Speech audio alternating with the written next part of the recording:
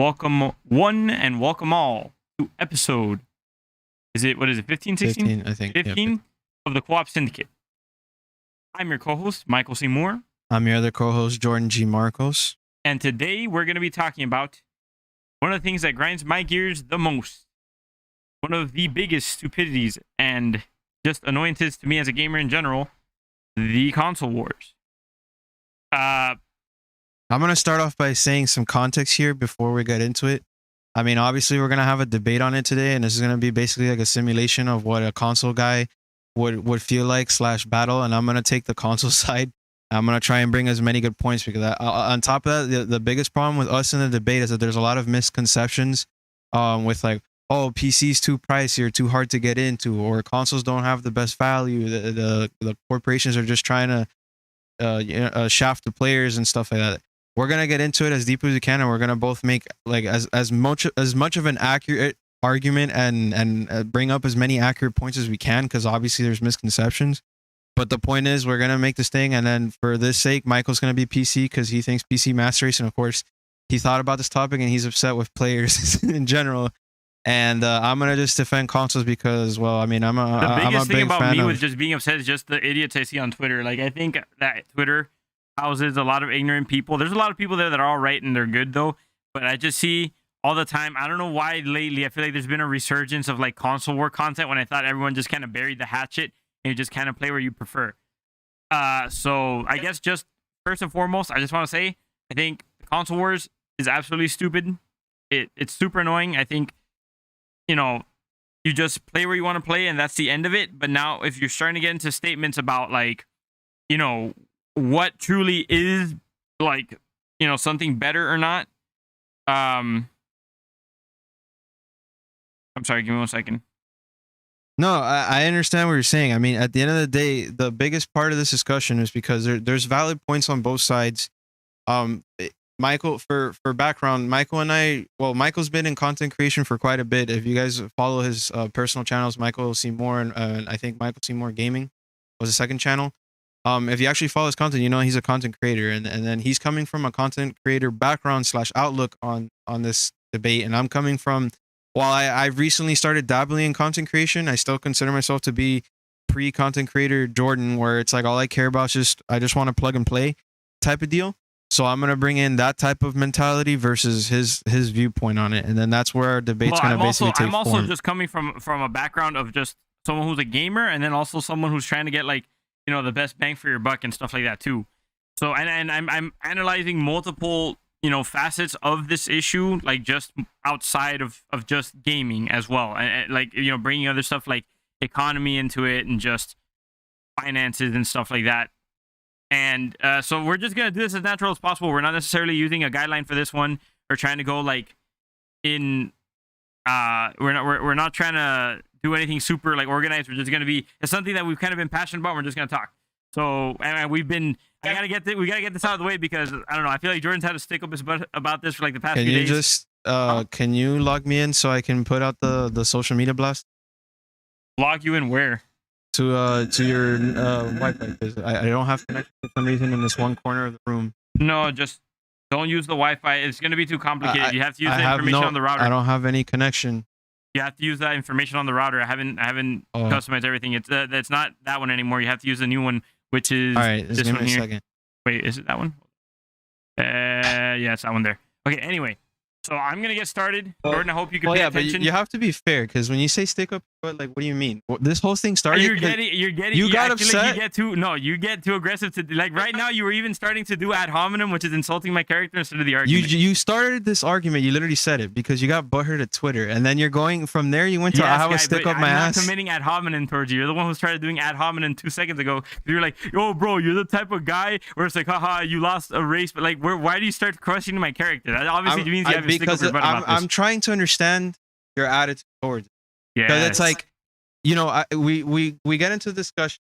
I guess let's start right. So in Digital Foundry, they did a comparison of Assassin's Creed Valhalla on both PC and PS5, and they put them up everything max graphics on PC, or they tried to mimic it as best as they can.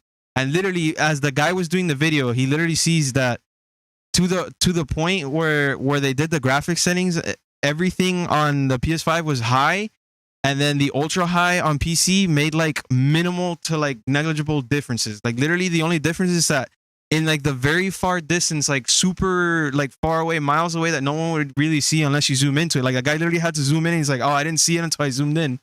Was that there was like a missing he didn't detail? even say that, though. Yeah, he did. No, he didn't. He did not say that. Look, that's the problem with Okay, with so me and you in this conversation. we can bring right up this there video right is now. that when you, yeah, we could, but I'm not gonna do He it right literally now. said, all that I see is that there was this missing detail I didn't see at first until I noticed that this tree wasn't there on the PS5 versus the PC, meaning that the draw distances on the PS5 was lesser. And I'm just like, okay. I heard him say it, I didn't hear him say that he didn't notice it at first. He said that, as you can see. And even with the shadows, he said it too. I didn't notice it at first, and so I started looking further off in the distance because the draw distances are that far off. Like the shadows in close range are pretty similar to PC, but when you start going off like miles, when you start going off miles, it starts looking worse. And then he did a comparison across low, mid-range. My problem with why I get into with you in this conversation is because you sometimes could be intellectually dishonest when you're trying to argue for your team, which is PlayStation, for some odd reason. I don't know why anyone would necessarily just go PlayStation unless you're talking about exclusives. But when you talk about it, you're literally talking about it as if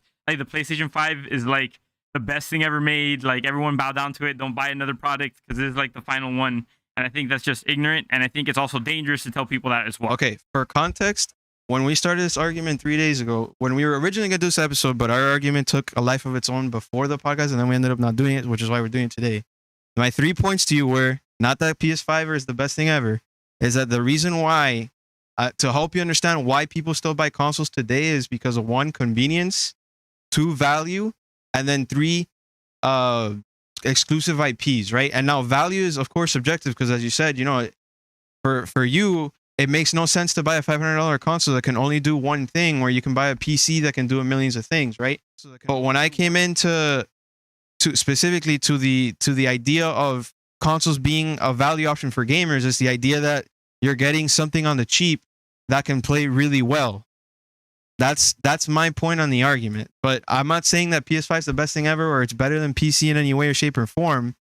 I'm just saying that I'm trying to help you understand why people would go to consoles, despite the fact that PC is so much better in every aspect, way and form. That's what I'm trying to get at. You know, I well, yeah, but you also get very oddly defensive about it when I try to correct some of the misconceptions that I think you have about it. Like when we say that it's a good value, I literally think it's a good value only if you want to play games, or maybe you just care about exclusives.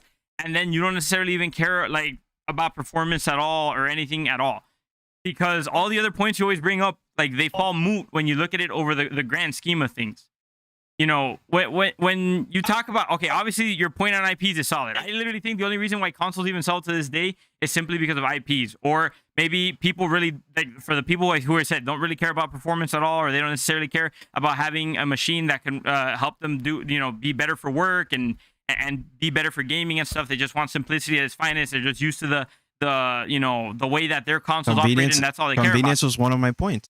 But it's convenient only to them because of the fact that they don't want to actually learn anything else. It's like the people who refuse to switch between Samsung and iPhone. It's literally just preference. It's not even necessarily value. When it comes to value, you have to look at it as to the point where literally, even in Korea, it's all they do because they understand that it's just a better value. That there is nothing intimidating as long as you just try being in the environment of PC for even a small amount. You'll see that there's literally no differences between console and PC outside of the fact that the PC can outperform the consoles. Like when you were telling me the other day, and again, I think it falls back to the dishonesty that you try to bring into the argument sometimes. Oh, it's so much more complicated to launch games on PC than console. Where? Literally, PC, you see a square picture of the game, you press it, the game loads, you're in it. When I say complication, you misunderstood my complication. My complication still stands because you see it in Reddit all the time. The argument is I have to get different launchers for different games all the time. You can't get, I mean, when you have to do Call of Duty, you have to go to the Blizzard launcher. Then you have to wait for that to install, and then you get the desktop shortcut on your desktop. But then when you're switching games, let's say you're playing on Steam and then you want to switch to Blizzard, Steam shuts down, Blizzard comes up. If it doesn't, then both take up processes and it slows down your performance, which is why Call of Duty takes up the entirety of your CPU. You can automatically set it up for that to just happen in the background, and that's happening on your PlayStation anyway. The only thing is that it's loading in the background with a picture there, and that's it. But that's what I'm trying to say. The PS5 is a launcher, and then on PC you have multiple launchers. The simplicity of being on PlayStation is that everyone comes to one launcher versus you having to go to different launchers, right? It consolidates all the businesses into one thing. It's only complicated if you make it complicated because all those processes are automated to you. That's like saying that paying with card is more complicated than paying with cash because there's more processes involved between your bank, the store, and all that. If it's all automated and you don't have to do any of it yourself, it's not more complicated to you. You're just trying to make it seem more complicated for the point, for the sake of scoring points for your team. But that's not necessarily true, because then you wouldn't have the arguments where, oh, I hate the Epic Store because it doesn't have these features of Steam, or it soaks up my CPU. Said anything about that. No, I know you didn't, but these are arguments I'm bringing up that I've been reading over the years. For example, people hate the fact that they have to leave the Steam page to play a game on Epic because it's exclusive there, when the Epic Game Store has a worse performing OS or overlay for games, and it doesn't have the right search systems like Steam or any of the account settings that Steam already has for the player. These are valid arguments that people have been bringing up for years. All right, so my preference in PlayStation is just my preference in that overlay. That's all it is. I mean, I like the Steam one too. I don't like Epic Game Store. I like the Steam one, which is why my PSN account transfers over to Steam, because PlayStation and Steam had a deal a long time ago where you could put your PSN ID on Steam. So if I just grab all my Steam games, I mean my PSN ID, and I just put all my Steam games on it, I can just transfer my account everywhere. See what I'm saying? The majority of games, though, you don't even have to necessarily use like the game overlay. Most of the times you can just add people within the game as well. Like you could just bypass overlays entirely. In Fortnite, you just get an ID, put it in, that's it. Same thing in Modern Warfare. I agree, but then I recall to the stream you had a couple of days ago, the 24-hour stream where you were having difficulty adding somebody on the EA overlay, for example. You had to go through an entire new overlay that's complicated and needless when you could just go to the Steam one. The trouble that I was having was that their name, they gave me their incorrect name, though. No, yeah, but I remember you specifically, quote for quote, saying, "Oh, how do I add people on this system?" And it's because it's completely different. The shortcut. But yeah, but it's completely different. You have to learn a different shortcut per thing, which is annoying. Like, people just want to play on Steam. Why do I have to go to Epic Game Store or EA Store? Oh, it's because, again, this is just like consoles, which is your argument that, oh, they're just trying to make you buy their thing. If you're buying in-house on their thing, they don't have to give Steam 30%. That's like a very minute point to even bring up. But these are all annoyances. That's what these. Well, I'll tell you my annoyance with PlayStation, if that's fair with you. Literally, whenever I want to get something, I have to go to their store, which takes a copious amount of time to load. Okay. I have to find literally where the search icon is, and it's always someplace that's super inconvenient, like up and out of the way, when obviously the first and foremost thing that I want to do is search for a game. I don't want to be advertised to like 1,000 things and to make it super complicated. They throw you 10,000 different pictures of games that they want you to download or that they're trying to push. The search button's way up and out of the way, and then when you have to look for results, it's always organized in a mess. They'll always be trying to push you like the latest DLC and stuff for a game, and then the game will be like all the way in the bottom. And now, when it comes to PC, literally you turn it on, there's a search bar right in the bottom that it's big as day. If you know anything about using keyboards, you can just hit the Windows button, it'll take you right there. You just type whatever you want, the internet automatically opens up, and it takes you to the first page where you can just automatically get the game at where it's most recommended. To counter that, I'm gonna bring it up by saying your experience of that is a PS4. On PS5, the difference between PS4 and PS5, just so I could say it, is the PSN was not integrated into the console until PS5. So now that loading problem you have doesn't exist on PS5. You have the system integrated, and the search bar, which is supposed to be the dashboard search bar, is integrated to the PSN store. So you don't even have to launch a store. You can just search from the dashboard the game you want, and it'll just take you straight to the store page. I think that's great that they finally added that. But the problem that I have with consoles is that they're always like 5 years behind, dude. Literally, they're always 5 years behind. PC's always going to be ahead. The argument is great because it was true. But now that they have the latest AMD parts, or near the latest, it's not necessarily true anymore. That's always been They're only a year behind. That's always been the case too. Literally, really. PC gets this, PS3 gets this. PC, and that's after like 5-7 years you have to stay on the console. That's PC gets this, then PS4 gets this. That's not necessarily true. Consoles have been behind generations for years. This is the first time we've ever been this close to PC benchmark. I disagree with you there. Like, the PS3 never had anything on PC, dude, and neither did PS4. Even then, just like when we were having this conversation again, you were just trying to say all this about, oh yeah, no, look how close PS5 is, look how close PS5 is, and I showed you the showcase with a game that's super old already, that should be able to run perfectly fine. Fortnite. Literally, we saw Fortnite. Once you put it on the 120 FPS one on PS5, it looks like a completely different game. It looks like horrible. Like literally, there's entire rocks missing, entire trees missing, entire grass is missing, and that actually is relevant to that game because you need to harvest those things for materials. So already you have a massive advantage playing in PC just because more things load in. But even then, on top of that, it's still a higher frame rate with the game looking way better at 144 FPS, which is the only thing that I needed to hit to for my monitor. I bet you could even get it to go up to 240 with my parts, which aren't even high-end parts. Like, it's just, in terms of performance, like, okay, it just kills it. And those are older parts, too. Now, I understand where you're coming from with that. Again, personally, they haven't optimized the game for PS5 or for next gen yet. Like, when you download it, you download the backwards compatibility. But for benchmark purposes, you got to put it in fair standards. Yeah, you put it at 1080p and at, was it 1080p and 144 frames, right? On NZXT, right, build, I'm already looking at the $2,000 PC, which is already higher than yours with more newer parts. At 1440p, it can't run the game past 158 frames. So you already lose out on the 240 process you had before. And then on top of that, the game on PS5 runs at 4K 60. The most that it will probably run Fortnite is 120 FPS. Oh, you're with the lossless graphics details. down to Not the floor, really. though. On the 4K 60, I saw the same thing you showed me. On the 120 FPS, the graphics were down. But on the 4K 60, it was not. It was just regular. They dropped it to do the 120 FPS. But again, because they didn't optimize it, they just did a 120 FPS patch for the sake of competitiveness. If you're playing on a monitor, if you're playing on any monitor, 1440p is just a luxury. It doesn't even make a difference, really. Right, but it really doesn't make a difference. The idea is that you have to understand too. Like, I'm trying what makes the console interesting isn't that it's running 1080p at 60 frames. It's that it's running 4K at 60 frames. You see what I'm saying? It's getting that higher resolution that it has to output much more performance just to get 60 frames at that level. So when I bring the PC up, the $2,000 PC up to 4K 120, right? I have to spend $2,000 to overcap my PS5. We're already $1,500 over the budget, which is again my argument where I was saying consoles were cheaper and where the misconception comes in. Because I could pay $1,000. You shouldn't even have to choose resolution like that. Frames, everyone knows that when it comes down to it, frames is where the difference is at. 4K, even in a TV that big, sitting from here, I play Smash, which is on the Switch, one of the worst resolutions of any available console. You can barely see anything. For me to start seeing a difference, I have to be standing there, and that's a massive TV. So to blow it 1080p up on a TV that doesn't even do it that well of that size, when you're playing on TV, you're always sitting far away. You're not going to notice. Like 4K, yeah, it's gonna be amazing if you have your face in the TV, and for that size, it is more relevant. But let's be real. When you're sitting far away from it, you're not even gonna notice that, man. Now I agree with what you're saying. It's even more overkill on a monitor. I agree with you're saying that, and then because of that, what you just said is the reason why consoles haven't pushed for 120 FPS, because the sale has always been 4K, 4K, 4K, 4K. That's a completely separate argument. Because if consoles would have focused on 1080p 120 FPS or 240 FPS, it would have been a different story. They focused on 4K. That's what I'm talking about. That isn't even a separate argument though. On PC, you have the freedom to do whatever the hell you want. Right. That's the problem. The point is that I'm trying to say is, again, the cost. In order for me to get to that, I want to do whatever the fuck I want. Excuse the expletive. I have to spend that much more to get there when I could just spend $500 and get 4K 60 on the cheap. But it's not even cheap. And again, this is where it goes back to the argument we were having before.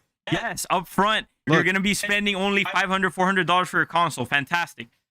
We already know that those consoles, they stop performing as well as they do after 2 years. But already within 2 to 3 years. How can you say that?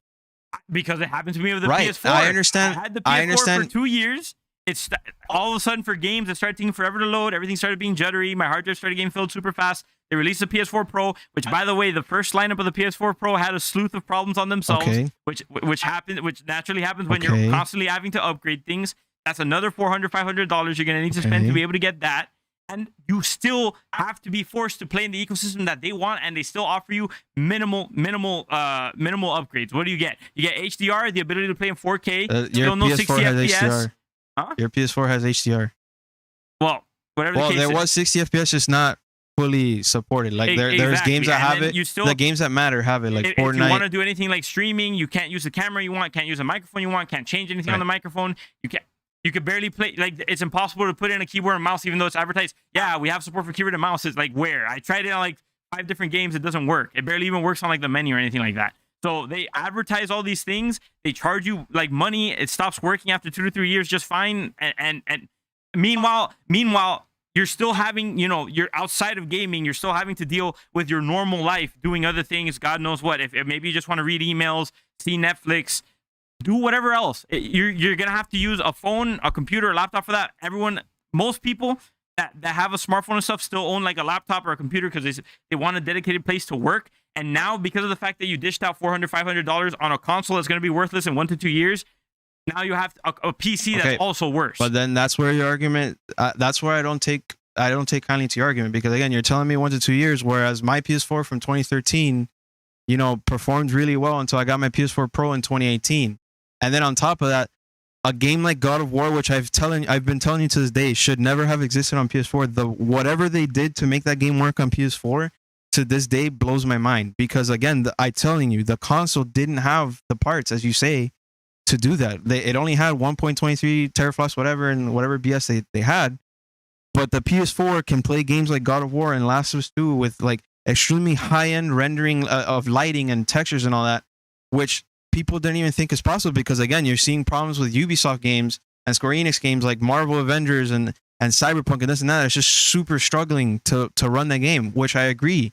The PS4 had its issues, but I can't say that 100% when there's games like God of War and Last of Us 2 and Ghost of Tsushima that completely changed the thought of people towards consoles running the way they did on the console. Let me tell you this. Those games you just brought up, they're exclusives for studios that actually take the time to perfect their games, and they only have to worry about it on one console. So in other words, the other companies don't? Like, I don't get it. A lot of the times, no. I guess. All right, because but if you look at Avengers, it was a shit show. All right, but however, when you look at Avengers on PC and console, guess where it run best? PC. Right, but if you're gonna bring that up, then I can bring up. Well, first of all, Cyberpunk was made for PC, and then they brought it down to console. But if you're gonna bring up that, I can bring up Arkham Knight, how it was like extremely broken on PC, and they had to push it back 5 months to fix it. Or Assassin's Creed Unity, where on PC you can literally see the characters' details. Guess where it runs better? If a developer makes the mistake of not properly making something for a certain system, that falls on them. Yeah, exactly. Not on the parts that actually goes into it. Again, you've seen all the benchmarks videos yourself. Mm-hmm. Which platform ends up outperforming every single other one? PC. Every single time. But when we went back to that benchmark of Assassin's Creed Valhalla, Ubisoft is whatever they are at programming.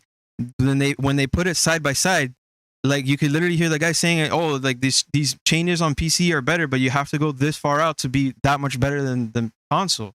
Like if I have to spend that much more to get there, I mean, then I'm already spending, like what people are afraid of, which is spending too much money to get an experience that's only slightly better. I would say it's incredibly much better. Number one, you have the freedom to play on whatever damn controller you please. So if you think the PlayStation console is crap, which a lot of people, they don't like it, you could play on an Xbox controller. Okay. You can go ahead and get a third-party controller. You could go ahead and get a Steam controller. You could go ahead and play on keyboard and mouse. You can play on whatever you want. You can't do that on PlayStation. Okay. Okay, that's the number one. That's up, but that's up to the person again, and that's where Sergio brought up on his discussion and when we went to his podcast, which was just play wherever the hell you want, wherever you feel best. Because I mean, if you're gonna go to PlayStation, it's because you want PlayStation. If you don't like the controller, then buy one of the second controllers. Agreeing with what you're saying. Just buy a third-party controller. I mean, PC does that too. I agree that people should play wherever you want. The problem that I have is where you get all fidgety and stuff whenever I say that PC is the best value, or you just try to enforce that console is the best value when I could argue here all day that it really isn't. And I mean, again, you're arguing things that is very minimal to the consumer, which is again the problem. You're picking things. It's not minimal to the consumer. It is minimal to the when you know what you're talking about, it's not minimal. Like a lot of things that people like to do is share their clips and stuff with people. Whenever you're doing that, I've seen like a clip straight up recorded from a PlayStation. It looks horrible. Right, it looks horrible until you upload it at the max settings like you would on PC. On PS4, which lasted that generation was like what, 10 years? 7 years. Those clips looked unacceptable, dude. And then on your even on your PlayStation 5, they look bad unless you literally do it at 4K. Oh, and on top of that, I did the test. It only looks bad when I upload to YouTube. The base file does not have. You're always gonna want to share your clips with someone on the internet. No, of course. You're not gonna get a clip to like have it for yourself and then just be like, "Hey, yo, guy who lives in like." Of course, I agree. But what I'm saying is, if you don't want to go through the process that I had, where when for whatever reason putting it at MP4, it had lost some of the detail on the way to YouTube, I could always grab it and then just port it out and do something with it on a laptop or whatever. But from the PS5, if you upload at 4K, it'll go at max settings, everything on YouTube. So you're already getting the best that you could possibly get from your capture card. No, Right. no. From, Don't even from, say that. from the PS5's capture I showed card. you 4K. My comment was from the PS5's capture card. Listen to what I'm saying. Okay. For what the capture card is, you're getting the best performance out of it. If it's pushing you to, if anything below its maximum setting is best, it is worse, then just do 4K 60. It literally doesn't take That's a horrible argument. That's so much space that you have to use for no reason. 4K takes up so much more storage and more rendering time. That was really your complaint to me. You were complaining about it to me. Well, yeah, that but it takes you so long to do it. But you know how much time it takes for me to render 50 minutes of 4K on console? It only takes me 20 minutes or less. But it still doesn't look as good as it could. It looks pretty great to me. I don't see that, man. If I put it on there, your videos would start to look a little, which is the whole point of 4K. It's supposed to look good on like bigger screens. On a screen. Well, let's go ahead and look at it later. We'll have that discussion off screen. That's what later. I'm trying to say. We'll have that discussion off screen because I'm seeing it. I've seen it on my you, PC and I've seen it on my TV, and I don't see any. I mean, when I put 4K, I don't see it. I don't see it drop in quality like how we were having where my first cut. Like if anybody looks at my first, series of videos, like you could literally see, okay, it's trying to output 60 frames, but then like the graphics is like falling off at where it is and this and that. But when I put it at 4K, I did not experience any problems at all. So, I mean, we got to see that. But again, I mean, you're bringing in now people that want to do streaming and content creation. It's something that like the average person does. Even Right. before I have ever had even inclination to do content. And same thing with you. I know you did, so don't even try to tell me you didn't. You also saved clips and tried to share with your friends and stuff. If you're gonna do it, you might as well be able to do it. I didn't share it with anyone. I saved it, and then I would bring people over to show it to them on my console. I would never put it on. You sent me you sent me videos. No, yeah, on but TAC. from my phone. I would record it. I would record you it. sent it to me. You sent me stuff also on PlayStation Chat. I have messages from you on my PS4 where you send me pictures and videos and stuff from stuff that happened to you in Destiny or GTA. I can't send videos on PSN. I could have sworn you could have. I don't remember. I remember sending pictures and then I would text message you videos. But whatever. Now we're getting way off. Yeah, like just coming back into it, like you telling me that you're able to do something, but then it ends up being like, nearly. It's not at the standard that people have set. It's no good. But again, you're starting off okay. So we're gonna go back to the price proposition, right? At $500, I'm getting a free graphics card. I mean, not graphics card, capture card that can do up to 4K. For starters, it's free. Which capture cards are what, like $60 to $100? Like 4K with not lossless quality, so it's not even like true 4K. Right. I mean, like I said, it's 4K as in like the image takes up the amount of space. It could take up the amount of space without like having the pixels stretch super far. But it's not like the encoding on the PS5 is like horrible. Okay, so we got that, but it's free. So I mean, not free. You're paying for it. I'm paying for it with the console's value is $500. I'm getting all these additional features. I like to say the expression is in Spanish, lo barato sale caro. That means when you purchase something cheap, it ends up coming expensive in the long run. But I haven't spent anything extra on my console. I've just spent $500. I get a free editing software, which is of course not like some Adobe thing that's been out for years where they've been refining it. I got the PlayStation one, which is free. I have the free capture card. And then I have the free streaming access from the console on top of the fact that it can play games and do 4K 60. It's all free. If I were to pay $2,000, I damn well is better get a capture card that can do lossless 4K at 60 frames plus like, a camera support or whatever. I'm paying $500. You're paying for what you're getting what you're paying for. And that's the point. It's supposed to bring ease of access and convenience at a cheaper price for the player. That's the whole point. If I wanted a PC quality, I would spend $2,000 on a PS5 if it existed. The problem and it would give me that. The problem is, like I said, maybe for people who don't care about quality, it's fine, and I'm not trying to take that away from you. But when if you don't care about quality, the PlayStation, the Xbox, the Switch, they work perfectly fine. But see, here's the thing about quality, right? When on PS3, understandable. Like you look at a game like Crysis, and you're like, bro, this is like photorealism, right? Back in 2007, you look at a PS3 game and you look at like Red Dead or whatever, and it's literally like a weird meme like trumpet like just going like doo, doo, doo, doo, as like the game literally stutters, across. But like now on PS5, you're having 4K 60 with high-end graphics, not ultra but high, which is really high, and then like you put them together and it's very hard to tell the differences now for what you're paying. You know what I'm saying? Like back then, you look at Crysis and you look at a PS3 game and you're like, wow, okay, consoles suck.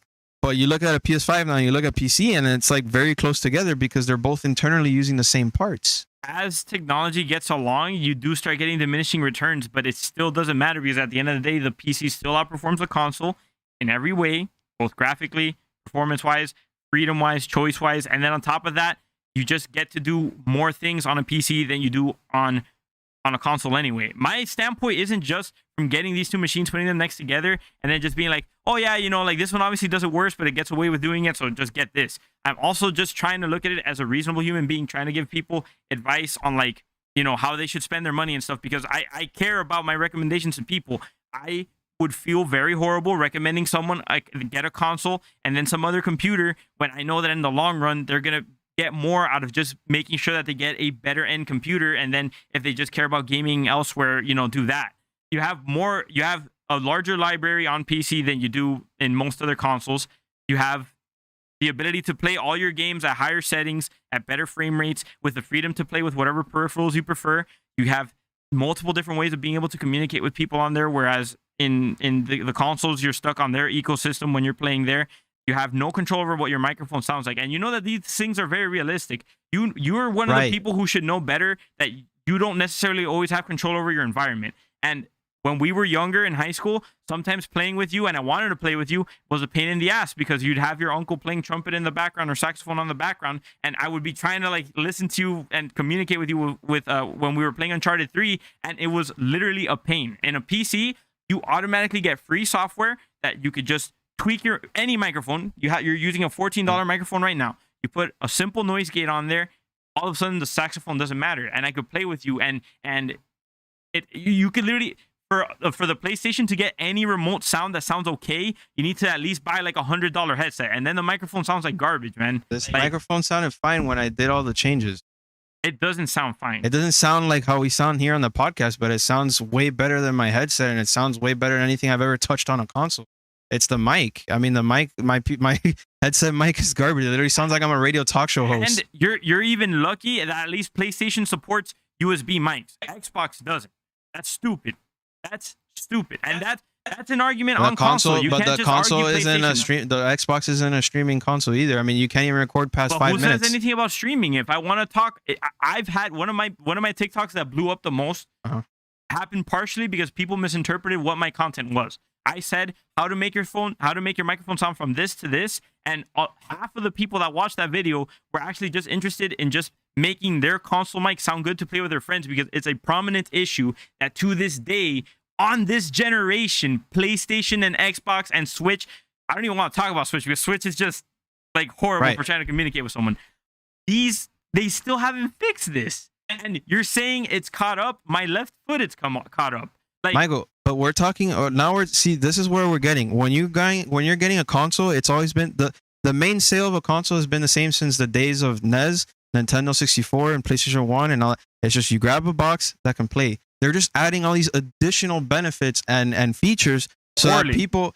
You can say poorly, but it's not as bad. I've showed you literally in the video creation. I was able to mimic levels of transitions and dissolves that almost equate to animation by hiding it magically through the video editor.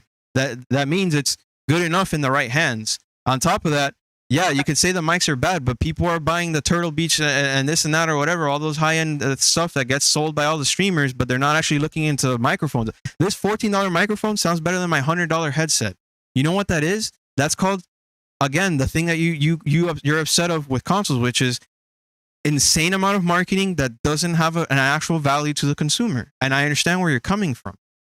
But again, it's like if PlayStation's marketing their headset, and then Turtle Beach is marketing their $300 thing, and then Astro is doing like the Astro C90s or whatever they're called, or Astro 44s with their $300, and then you have the turntable thing or whatever, and your mic still sounds like butt on console, is because the mic itself sucks butt.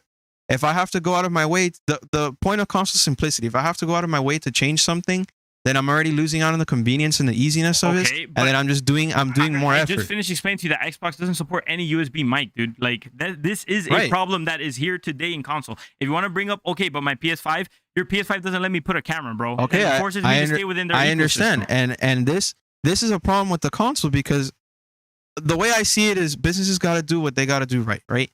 Consoles do one thing right, and it's making sure that the player can put in their CD, turn it on, and play, right? what I think is going on, because as you're seeing, everybody's different. Like just today, Microsoft just added another 10 games to their Game Pass. You know, they just grabbed. Remember, we were having this argument. Oh, Nintendo has Octopath Traveler. It's an exclusive. Xbox just went, hey, let me get that. You know, from Nintendo, they were just like, gimme. So I mean, there's a lot of weird things going on. But I think what's going on is PlayStation. What they wanted to do is they wanted to start off doing what they do best, which is making sure their games work.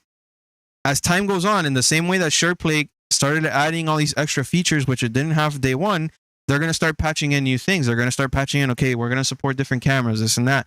At first, I think that personally, they just want to make sure that they have something that's concrete to the player. I understand where you're coming from, that I can't just plug in my $100 Logitech camera, but my $60, if I get a $60 PS camera, I'm getting the same quality, but 1080p at 60 frames, not 30 frames, 60 frames.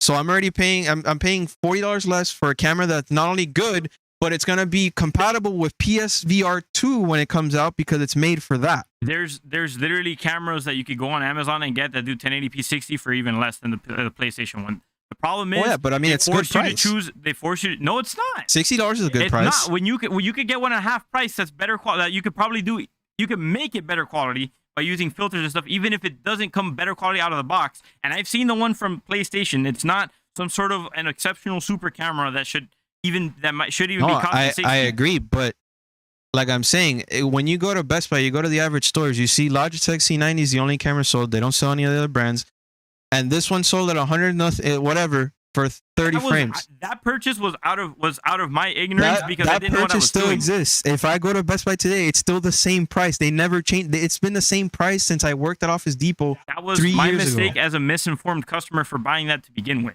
I did my research now, and I know that I did something wrong. And I can tell you that buying a PlayStation 5 camera is a mistake. Or just, if you want to just get into content creation, I could say that buying a PlayStation 5 is bad, unless you just want to focus on PlayStation or Sony content. And remember, it's $60, but it's PSVR compatible, PSVR 2 compatible. So it's what does that have to do with PSVR? Because the camera needs to be able to read the visor. It's two things in one. That's very important to understand too. If you buy a camera, the PS camera, you're getting ready for VR. If you're a VR player, you're already jumping ahead of the game. Well, but even when we're even talking about VR too, well, because we could talk about that. VR is a better experience on PC as well. Just throwing that out there real quick. Well, yeah, no, of course, because Oculus Rift has like 3 different versions already, and you know they still haven't made PSVR 2. I mean, of course, the Oculus Rift has come out with different stuff. Going back to the topic about the console though, again, just all those small examples like that, like just the fact that you can't use the controller you want, you can't use the microphone you want, you can't use the camera you want, you can't communicate in the platform that you want, you can't add people from wherever you want. It's a pain, dude. It's a pain. And to be fair on the controller thing, I mean, yeah, I can use the Xbox controller, but I mean, the idea of getting a different controller, I think they already made the third-party PlayStation version of the Xbox controller, which is just, it has the PS. What if you don't like that one? What if you want to play keyboard and mouse? What if you want to? Well, they got to add the support. I mean, that's how PC works. A big one. Here's a big one. At least Xbox has been the only person who's been focusing on this, which, good on them as a console. But controllers for disabilities. Most of the time, whenever I've seen anyone have to use some sort of a controller with disability, half the time they're playing on PC. At least one console that's focusing on it is Xbox. Where's PlayStation solution? Well, I mean, PlayStation hasn't solved, controllers for disability, but they've solved disability for blindness. For example, a blind person was able to recently get the platinum on Last of Us Part 2, which is a game that heavily requires you on stealth and understanding where enemy placement is. And literally a blind person and a deaf person. Where's that? Right, but the console has to have the capability of doing all this stuff. It has to have the ability to add in all these features. These are all things that consoles do. If you get that same game and you put it on PC or Xbox, it's going to do it because the game already has it. Like the game, it's already there. But it's supported by the developers. The developers have to put the money to do it.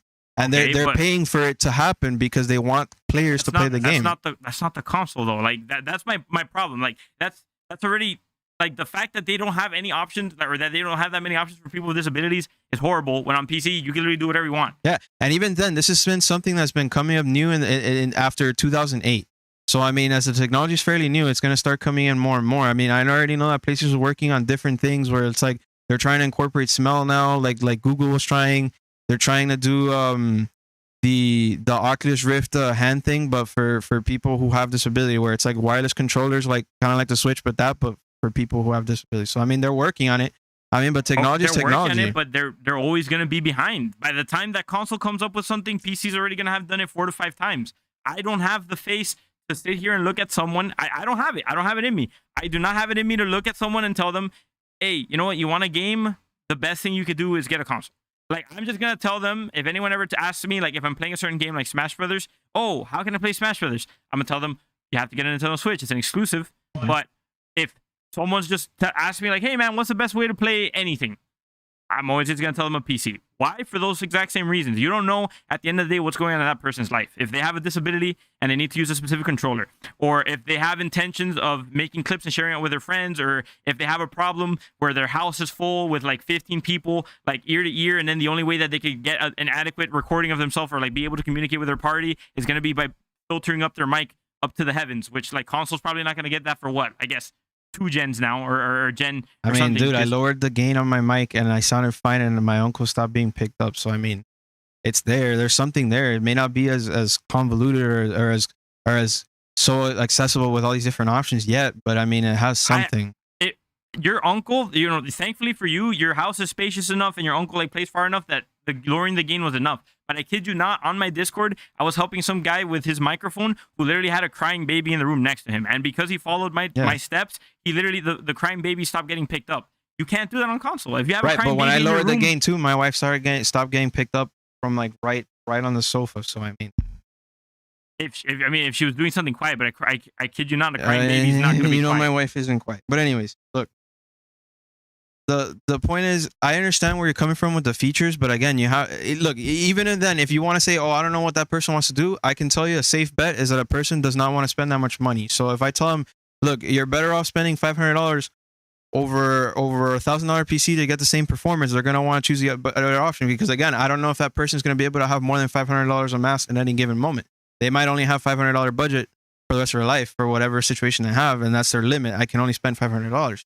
Again, for what you're spending, you're getting a pretty good purchase for gaming. If that's all you want to do, if you want to plug and play for what you're paying for, it's you know, you're getting something for good. Gaming for who? Again, just an average gamer. If you are an average gamer, I just want to plug in. I just want to play, and that's it. And even then, when you say quality, again, yeah, I understand 120 FPS and this and that, but at 4K 60, I can barely perceive beyond 60 FPS already. Like, it's hard. It was hard for me to do the 30-60 FPS distinction until I got the PS5 and I put Destiny and Destiny. That's your perception. And then I understood Destiny, but when I put Destiny 120 FPS on PC and I put Destiny 2 on 60 frames, I could barely tell the difference. That's your perception, though. There's people who could tell the difference between even the diminishing returns of like 244 and upwards of 300. But that's situational. And again, those people have been training under those circumstances for years for competitive. Now, I understand. It's not even if you're training. If you just have many hours in a game, you're going to notice it. I literally noticed instantly when I was playing, when the game I was no-lifing was Dragon Ball Z Fighters, where I was getting like at least like 10 hours a day on that game. The moment I plugged it in to the TV we had in the store that had like no optimal settings for gaming, I picked it up. And it's not like I'm sitting here like staring at the TV being like, hey man, do I see any changes in frames or lag or something here?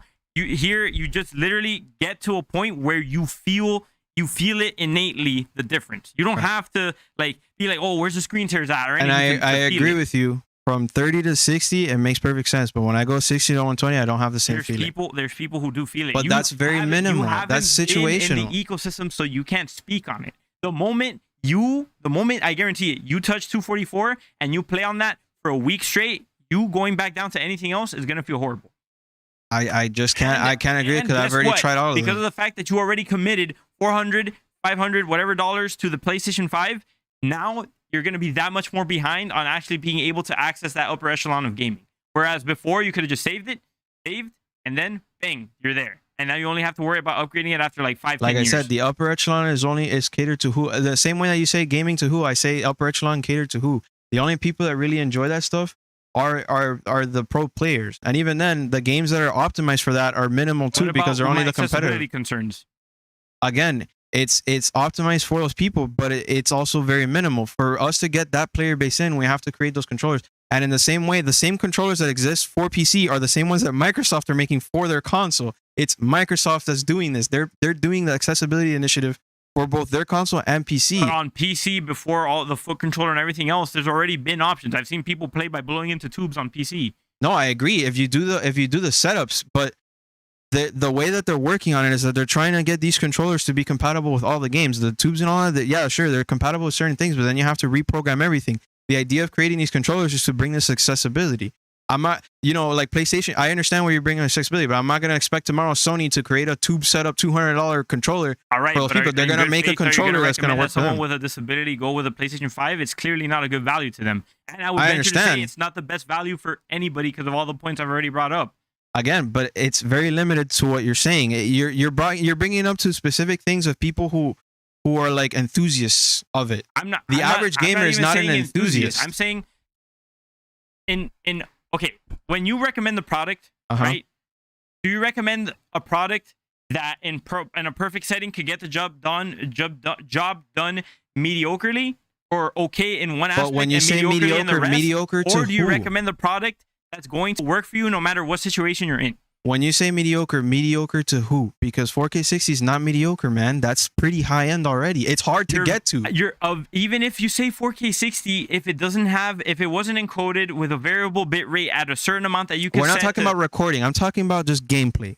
The idea of a gaming console is to play. Okay, I would say at 4K 60, you can't call it mediocre because it's already top tier. Is a mediocre console for someone with a disability. Like, what are the options they're gonna have to play? I've seen someone play like using their mouth on like a regular like controller, but is that really like the what we expect of people with disabilities? Now you're bringing up very specific circumstances. We're talking about the average consumer. The circumstances you were in prior. Literally, you couldn't. When I tried to play a multiplayer game with you, I couldn't get a word in because of the fact that you had so much background noise. And you were playing Uncharted 3 on PlayStation. You couldn't even use mic. We were using Skype or Discord or the iPhone thing. So which was a console problem.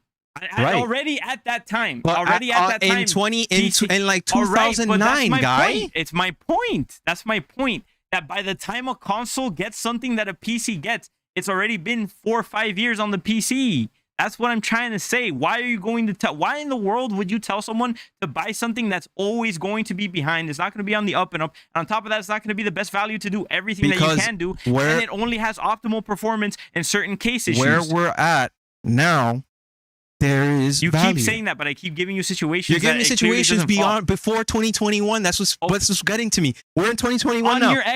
On your Xbox Series X right now. You cannot plug in a USB mic. I don't have a Series X. I picked a better console. This is simple. It's not the better console. Okay, you want to use a webcam. You can't on the PS5. What's up? I could use a webcam. I just can't use yours. Oh, but okay. If I had the one previously, now what? And why do I care about that? I just need a webcam, and it's already cheaper than the ones that all the ones you have. If someone already had a webcam, now what? Now they're expected to dish out another $60 because PS5 says so. I guess so, but they could just wait until it's patched in, dude. They're gonna patch it in. No, they're not. Yes, they are. That webcam is older than the PS4. They never patched in anything. They don't care because the PS4 didn't have the same capabilities that the PS5 has now. In order to run consoles or certain systems with the certain ways they have it, they have to build compatibility. That camera has been the weapon of choice for every streamer. If Sony cared about patching it in, they would have at this point. But they don't want to. They want to take your money from you. But what they're doing now is that they made the consoles more like PC where they can update them. That's the big difference. The consoles didn't have that before. They did have that before. Not the same. It's not the same. It's not the same. It's not the same. You literally, the PlayStation Store wasn't even integrated into the console. You had to go into a whole different OS system, which is your initial complaint. They're doing it now. They're bringing everything together, but we just have to let them get there. By the time they get to where they need to be at today and this day, there's already going to be 10 different modern problems in the next 2 gens that they're going to have to struggle to catch up again within the next 2 gen. And then PC's already going to be new. There's going to be a new set of problems. They're always lagging behind. But the problem is that it's not there. If you tell me, okay, like I told you on PS3 compared to PC, yeah, you're holy crap. Like you literally tell a difference. It's like, wow, okay, I'd rather just buy a PC because damn, PS3 can't even run the game to 15 FPS. The example because of resolution I'm not giving you a solution and frame because again, we're talking about this is about who wants to play games. That's it. It's not. It's the average consumer. Like I mean, I'm talking about the average consumer. The average consumer doesn't have disabilities. The average consumer doesn't have it. I'm not being rude, but it's like you're the average person that literally excluding them. I'm not excluding them. What I'm saying is, you don't have to go disability. You don't the average consumer does that. In special case, do you know that in special case scenarios, one of the biggest indicators of poverty is how many people you have living within your household. One of the biggest solutions that people have when they're poor is either getting roommates or literally they just shove a bunch of their family members into a house. And then poor people would prefer, excuse me, people who are economically challenged would prefer to get a $500 console that plays all their games, which is exactly what happens in every third world country down south of America. They don't have the money to buy a PC. They just get a $500 console to play with their friends. You can save up couch for a co-op gaming. All of a sudden, okay, but here's the thing. If your house is shoved ear to ear with people who could literally be arguing, talking loud the whole time and everything like that, then you get on, you start playing with your friends, and then you get bullied because of the fact that your microphone sounds like garbage, which happens all the time. You see a bunch of videos of people like laughing about the situation all the time. Dude. You're getting what you paid for. That's what it is. Exactly my point. You're getting what you paid for. Again, it brings my argument. If I'm spending more than $500 to get to the same situation, abstain from buying immediately, save a little bit longer, and instead you get the PC. And it's not realistic to say that financially people can only do up to $500. Maybe you could say that they would feel it's not wise. I was only countering your argument in the sense that you were bringing up people who are economically challenged. But it's not realistic. Even within poverty, if you're able, it goes one of two ways. Either your bills go to the point where you literally you go paycheck to paycheck, you can't save anything, or you can save something and those savings don't get touched for anything.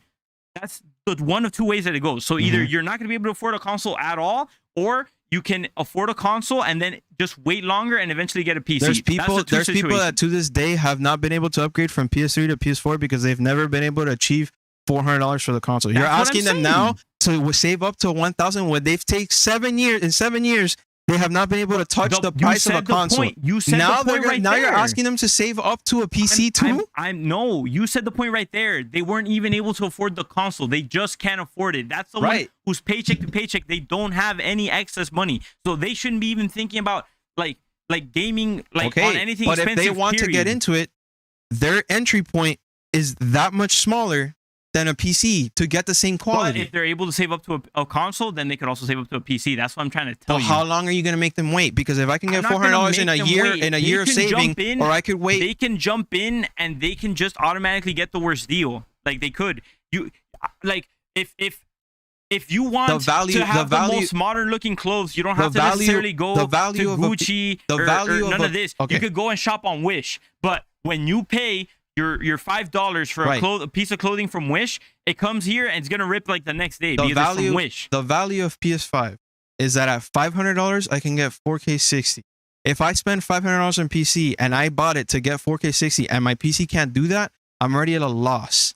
The point of the entry point is to be accessible for people. That's the price point. You can do 4K 60 wherever, like on any PC you can do 4K 60. But it's not going to run well.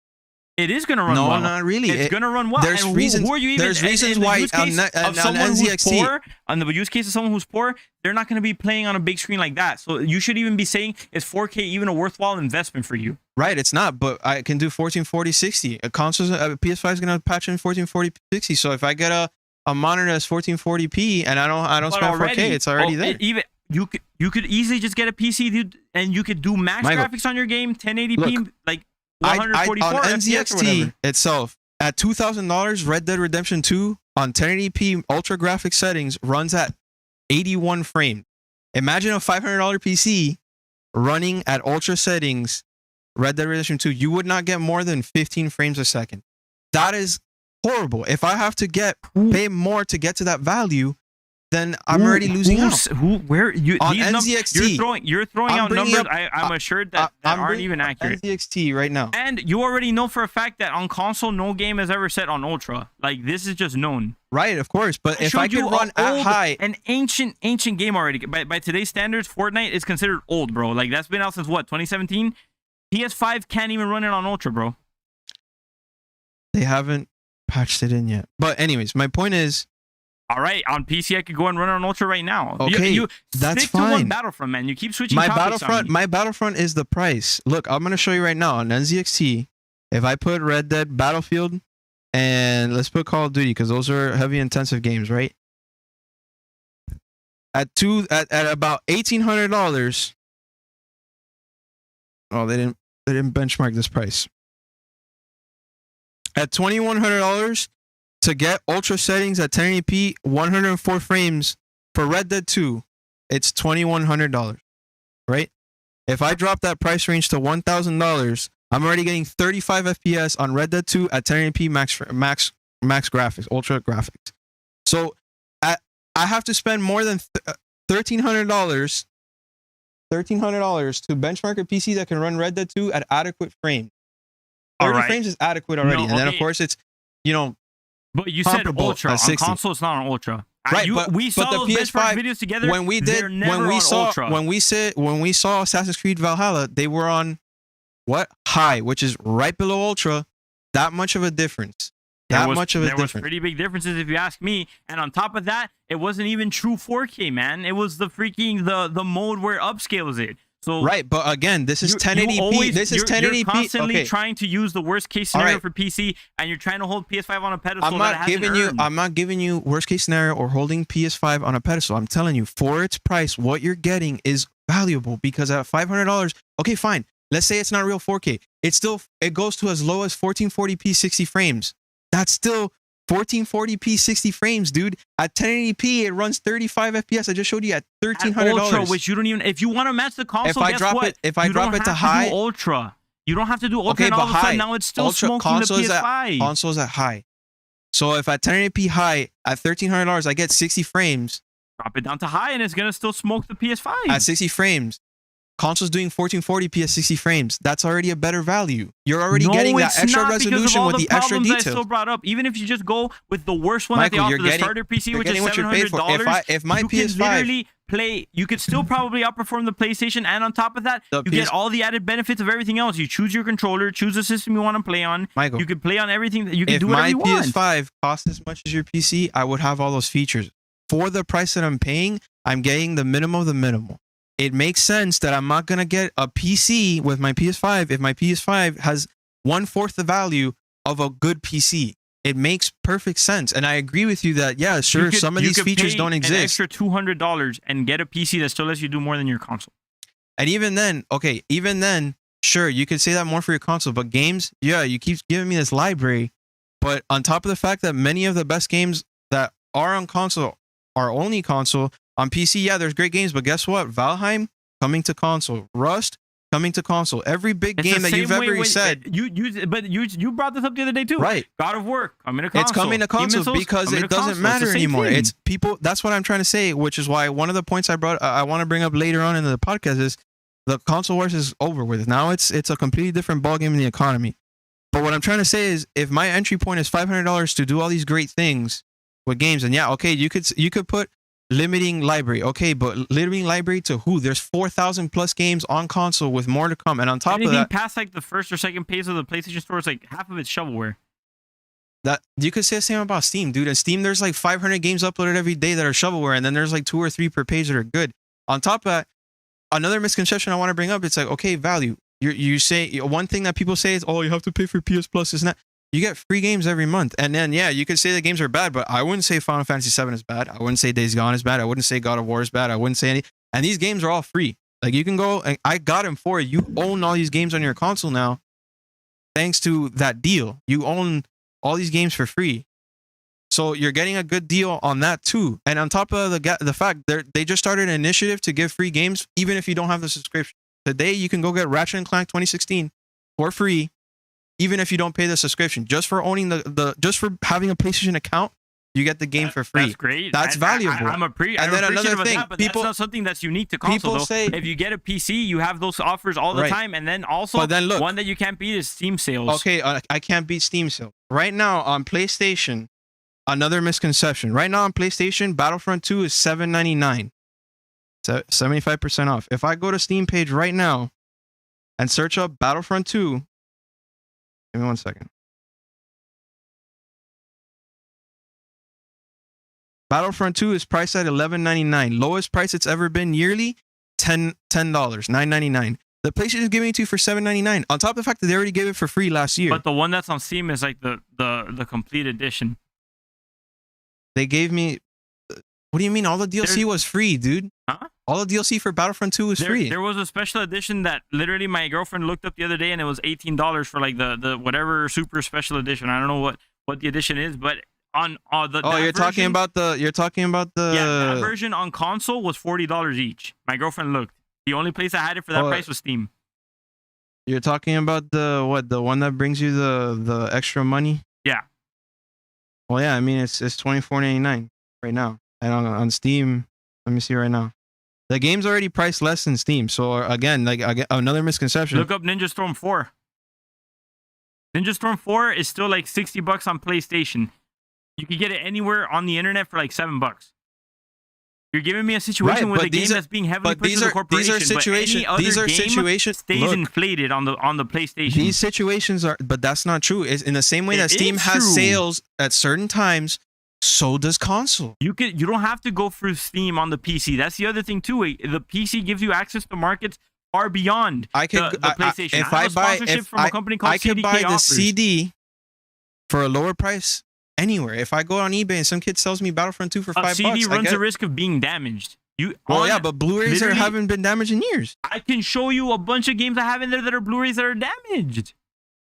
I have personally never experienced a Blu-ray that's been damaged, and even then, put it in the console, it won't work. Even then, there's websites I've already seen that do the same thing as CDK offers, where they sell PlayStation games at cheaper, like keys for cheap. These things exist. That's just a market thing, and whether they have the deal or not. But these exist for console too.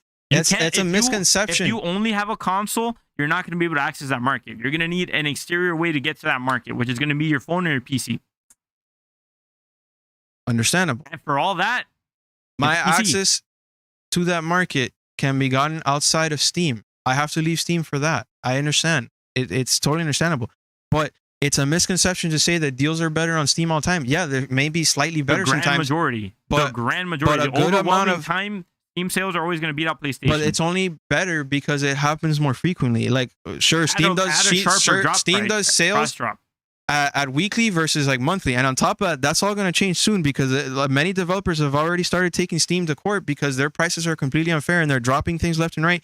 The Amazon way to try and beat the other markets, completely disregarding the profits that companies make. So that's already going to court anyways in its own regard, and that's soon to change.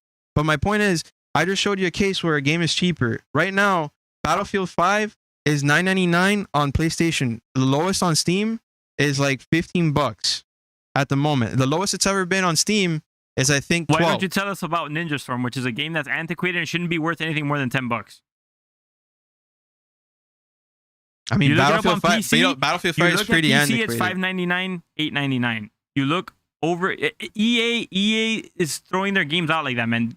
Give me a developer that isn't constantly throwing money at their games or that doesn't have money issues. You're gonna see that Steam beats it out, or any PC market's gonna beat out the PlayStation 1 100% of the time. Right, but at that point, it comes on the developer too because they have the control on whether a game goes on sale or not. All right, but not every company's EA, man. The majority of people don't just play Battlefield and COD and stuff like that. EA is the worst one, first of all. They're the ones that price their games at the most. On top of the fact that Sony just gave most of their exclusives for free.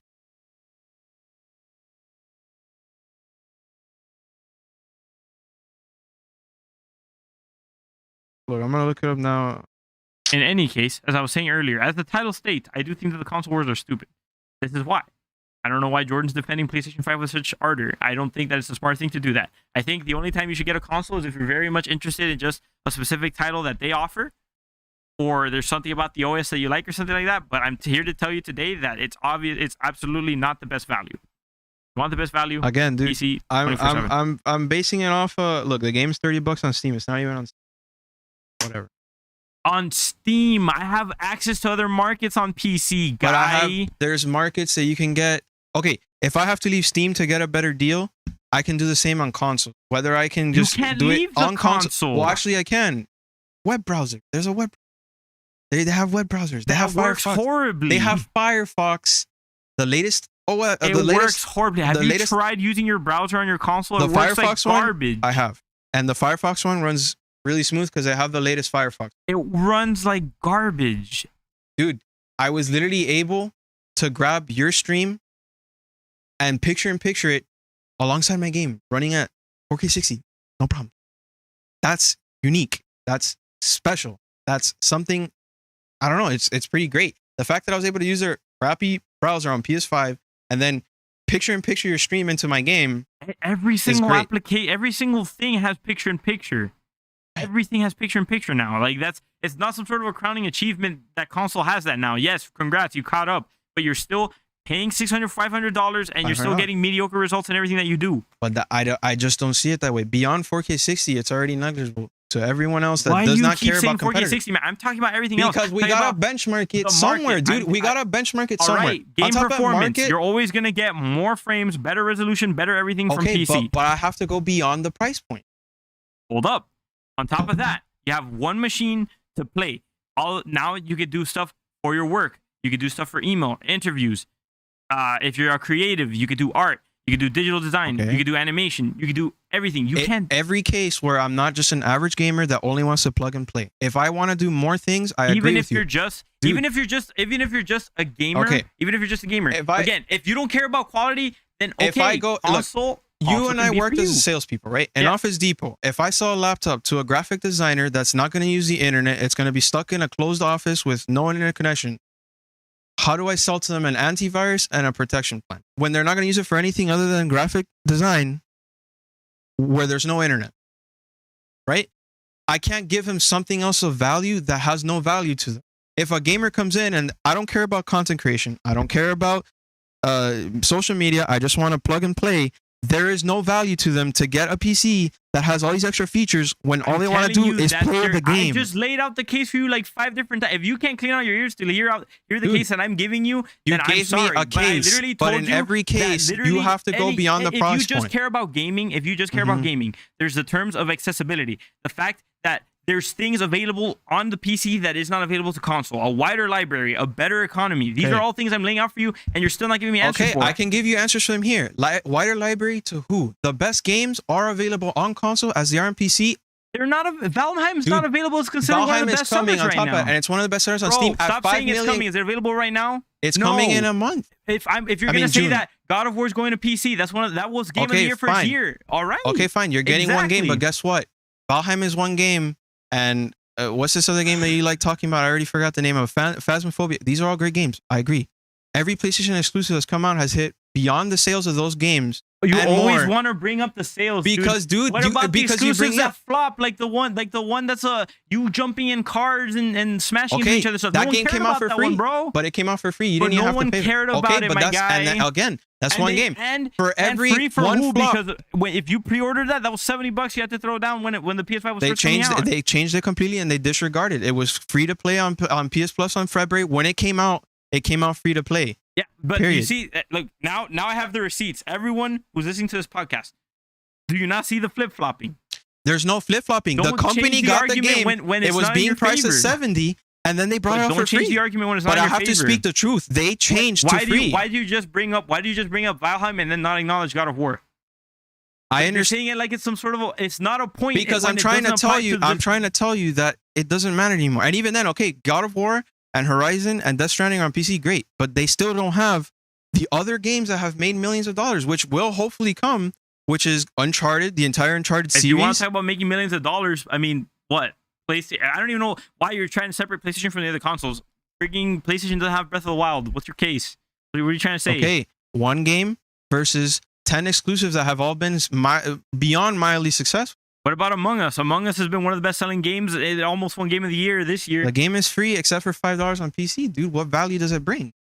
Other than it's free. About value? I'm talking about the people who want to play. You can't play it on console. Okay, one game. All the best games, all the top games, Rust, all the top games that have come out that have. And when I say sales, I'm saying that it's made beyond record sales. PC is a pretty massive fan base, and the fact that the games only reach between 5 to 8 million already tells you that a vast majority of PC players only care about the other games and they don't care about that one specifically. Whereas the Sony fan base, they've all bought into, or a great majority have bought into the games that have been exclusive to them. Spider-Man. That bought The Last of Us 2. Funny they want to talk about sales. Half the people that bought Last of Us 2 didn't even like it, bro. Okay, but what about Spider-Man that made way more than Last of Us 2? All right, but your argument, and even then, you could say Last of Us 2, half the people didn't like it. It's still and if you want to talk about review, yeah, Ocarina of Time is the most reviewed game of all time. I mean, by those standards, Last of Us Part 2 has the most Game of the Year awards ever acclaimed to any game. 251 beyond everything is the number one game out there. Everyone who watched The Joker liked it. Critics said it was awful. There's only five. You're bringing meta arguments into this. Because again, these meta arguments have nothing to do with. My point is that at the end of the day, you're giving me games that have made less than on a PC that has a grander fan base than what consoles have with a lesser fan base. If I'm trying to, if it makes sense, 144 million player install base, 10 million copies sold. Since you're wanting to go 200 million player base. I could bring you up the example of why there's ignorant people who won't want to touch Phasmophobia because it's not a God of War. Oh, it's an indie game. Ew, I'm not gonna touch it. That's a big reason why. Okay, so or there's some kids that only want to play Call of Duty. But this has Modern Warfare was like the best. Okay, like. But I agree with you. There's people that are ignorant towards God of War as well. I'm not gonna lie. I see it on Twitter all the time. God of War is not the best game ever. God of War is trash. If anybody plays God of War is a loser. Is not.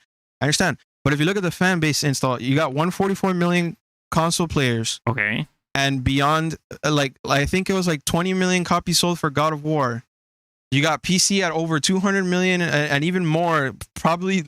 Like no one knows how many PC players there are, but only 5 million copies sold of Valheim. There's a smaller percentage there of people who actually bought into the game versus the bigger. It's a bigger percentage. It's a niche title. It's a more niche title. Not everyone wants to play it. Okay, but then the people who want to play it are gonna play it on PC. If you're not into big cinematic stories and all that, PlayStation doesn't offer you anything really. Like, what if you're into different titles like like this game, I'm not even remembering this right now. If you're into the more niche titles like Among Us and stuff, PlayStation 5 doesn't do anything there's for you. Concrete Genie, there's Knack, there's Sackboy, there's Astrobot. Specifically, the one like there's a bunch of titles that are known and loved on PC that aren't on console, and there's a bigger slew or variety of them to play on PC, or even if they are available on console, a lot of times the preferable way to play isn't even accessible on console because they want to force you to stay within their ecosystem. But like playing Terraria, for example, on PC, which is or on PlayStation, which tragically that game isn't crossplay. You have to play on controller, and that game's kind of bad to play on controller. I'm not gonna lie. Like, no, I agree. I agree with you there. Not every game is comparable. But why not every game is capable. To not be able to play on my keyboard and mouse, bro? Like, I don't care about. At the end of the day, I don't care about Sony enough to just submit myself to play however they want me to play. I, as the gamer, as the player. At the end of the day, I've already told you that comes down to the developer, man. It's not down to the developer, dude. In the same way that not every game is controller compatible on PC, and you have to do a lot of remaps and getting the DualShock 4 support for emulators and all this and that. I haven't had a single issue with that anymore. Like before, right? In the latest games, in the latest games, which is the same thing. In the latest PlayStation games like Call of Duty Warzone and some of this stuff, and Destiny coming up soon when they integrate PC to PS4. I was trying with Fortnite, and I now after playing it for like a stream or two, I can tell you that keyboard and mouse there is still a disaster. Because it misreads inputs, it has delay sometimes it doesn't even make sense. There's no reason for things to be like that. Like that should just be able to work. Right. But in the same way that happens, I've had many cases where I've tried playing games with controller on PC and the developers didn't support it. So I had to go out of my way to get third-party software to do it. At least you could. I can't do that on console. Okay, I understand. But a lot of times these third-party softwares don't work the same way, or it's difficult and it takes me hours away to play the game. But you still were able to do it. But if it takes me a day of my fun when I could just plug and play on a console, I'm going to lose a day. Or you can't.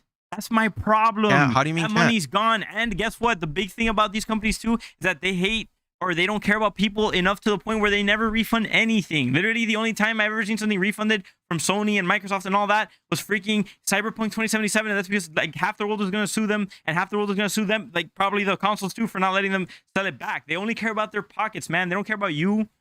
And I know for a fact NVIDIA and all these people don't care about me either, but at least PC gives me the freedom to play how I want to play. I mean, but dude, the refund, aside from Sony's poor refund policy, which I'm sure they have to change, the refund policy is anywhere. In Steam, if you would have played more than 2 hours of Cyberpunk, they wouldn't have refunded the game. Let's not just keep hopping from topic to topic, man. Address that. Like, address I've why already someone addressed who wants to you. To play how they want I've to play. I've already addressed to you several things.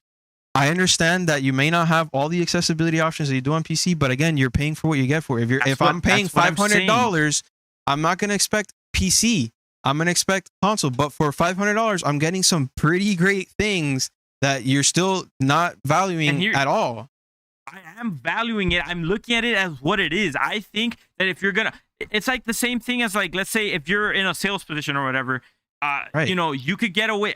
Like if you're gonna try to save up to looking for your job, are you gonna get a suit that's fitted, that looks nice, that makes you presentable, or you get something that's just like a suit and then it's not even gonna be fitted? Maybe it's made out of a cheap material, and now you look tacky. I can 100% tell you, I made a mistake wasting $1,000 at Men's Warehouse. I regret it. And I should have just gone to Macy's for $200. It was a waste of my money. But it's The still soups didn't- fitted. It was fitted, but it didn't make any that's what I'm different of an saying. expression. PC, And you the don't first have thing to- they told me there was I wasted my money when I got there. But maybe that place is just messed up and I'm just depressed. My point is, there's a point where it's comparable, and then you're just going above and beyond because you can. But it's And that's what to the- PC it's brings. I it's agree. To the value of the person. And like I said, you keep trying to set it up as a dichotomy where if you go with console, it's only 400, 500. If you go with PC, it's like in the thousands. You could get a $700 PC. Right. And if you're like a retro gamer, I just you can play showed you- all your retro games and you can play them But at I better just qualities showed than you they're ever on going to be accessible NZXT. on console. I just showed you on NZXT. In order for me Bro, to we get, already talked about that point. Yeah, and I brought to you the listeners point. don't want to keep going back to but that. I have to bring it up again because I for already me to answered get your up points to about 4K that. 60, I have to go beyond $1,000. I'm You could already literally- paying more. But the console isn't even on Ultra, my guy. Why are you being so But dishonest? Ultra, I Bro, don't. slam the graphics down to what it's on the console and it's still gonna perform the console. Okay, even if I put, okay, I showed you the case with Fortnite already, just with Fortnite, which is Yes. an antiquated game. Fortnite on I your was PC, able to play. that is $1,500. But my guy, like 144 FPS with And I've settings already- that and aren't even even then- accessible on P. And on- I've already on the showed you, PlayStation. and I've even showed you already that when you put, we're gonna bring back again because I'm tired of bringing it back. But on Digital Foundry, when you do the side by sides, they show It you was clearly. a big difference to me. It was a big difference. But it's a big And difference here there's- when he showed it. He literally said, we're gonna watch the Bro. video again. He had to zoom in. Bro, We're gonna watch the video again. I'm tired Jordan, of this conversation the already. benchmarks all literally said that the PC outperformed it anyway. Why Yes, do you keep going but back it to this? I outperformed answered it. this for It you. outperformed it. It outperformed it. Going max settings on a PC that was built at $1,500 and above. The parts there are valued Broski, at way but my more. other points just contribute to that. I'm adding all these Because other of points price, on dude. to that. The What simplicity. about retro? What about the retro gaming community?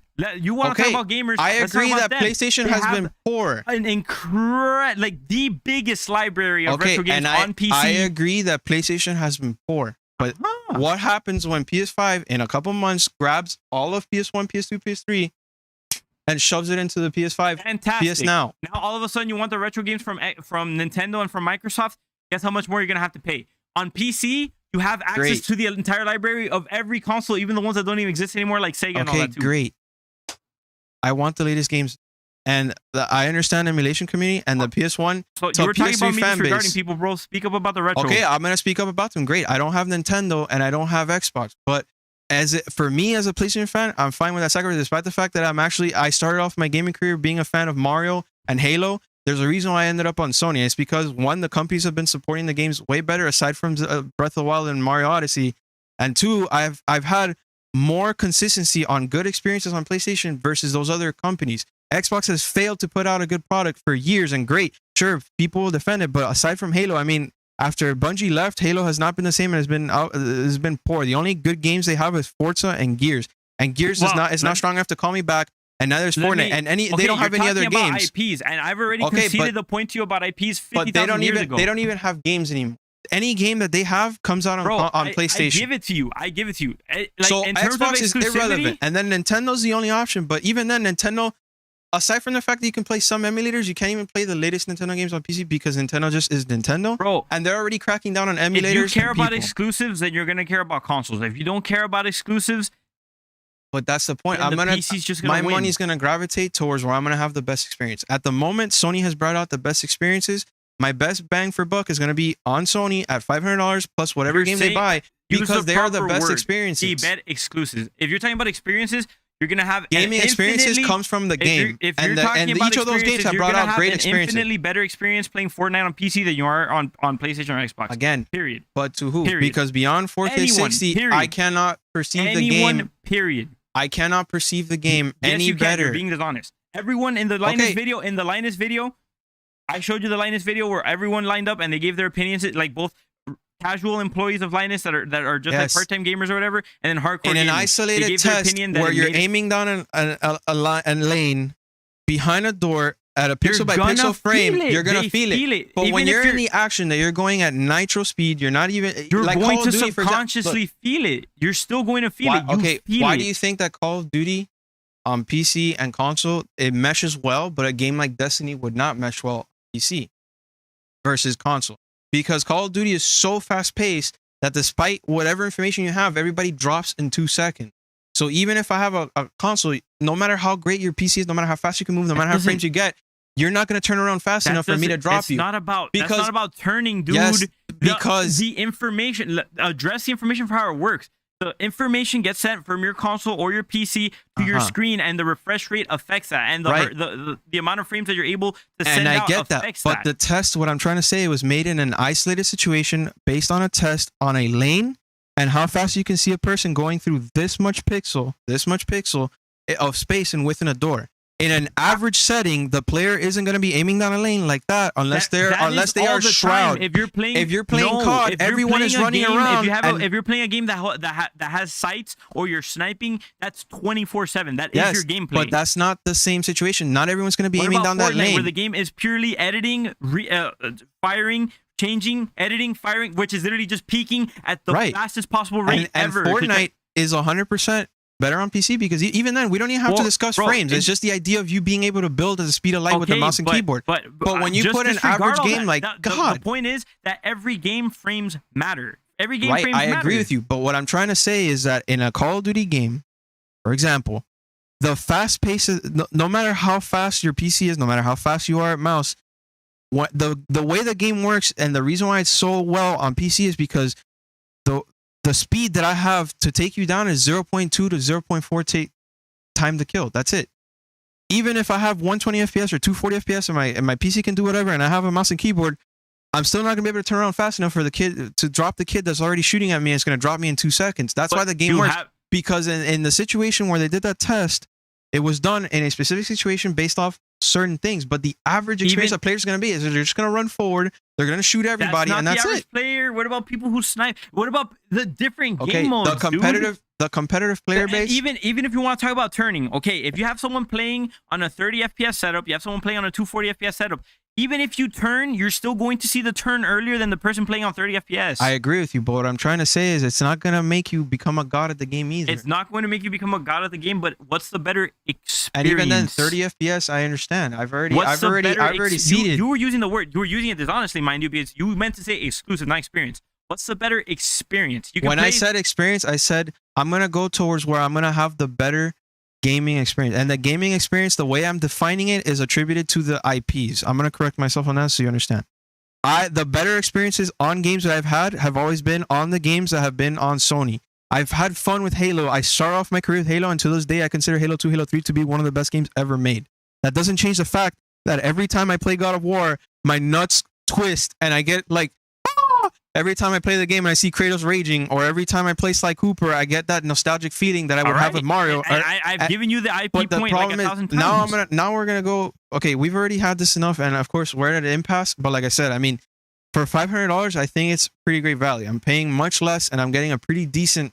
But it's doing everything else worse. It's doing everything worse. Everything else worse, but not enough for me to say, damn. Like, okay, like if I go to a restaurant, if I go to a restaurant, look, if I go to Steak and Shake, and I go to Five Guys, I'll be like, all right, you know, Steak and Shake tastes a little bit better for me because, you know, they do the steaks a bit differently and it has a different type of formula, but Five Guys is all right.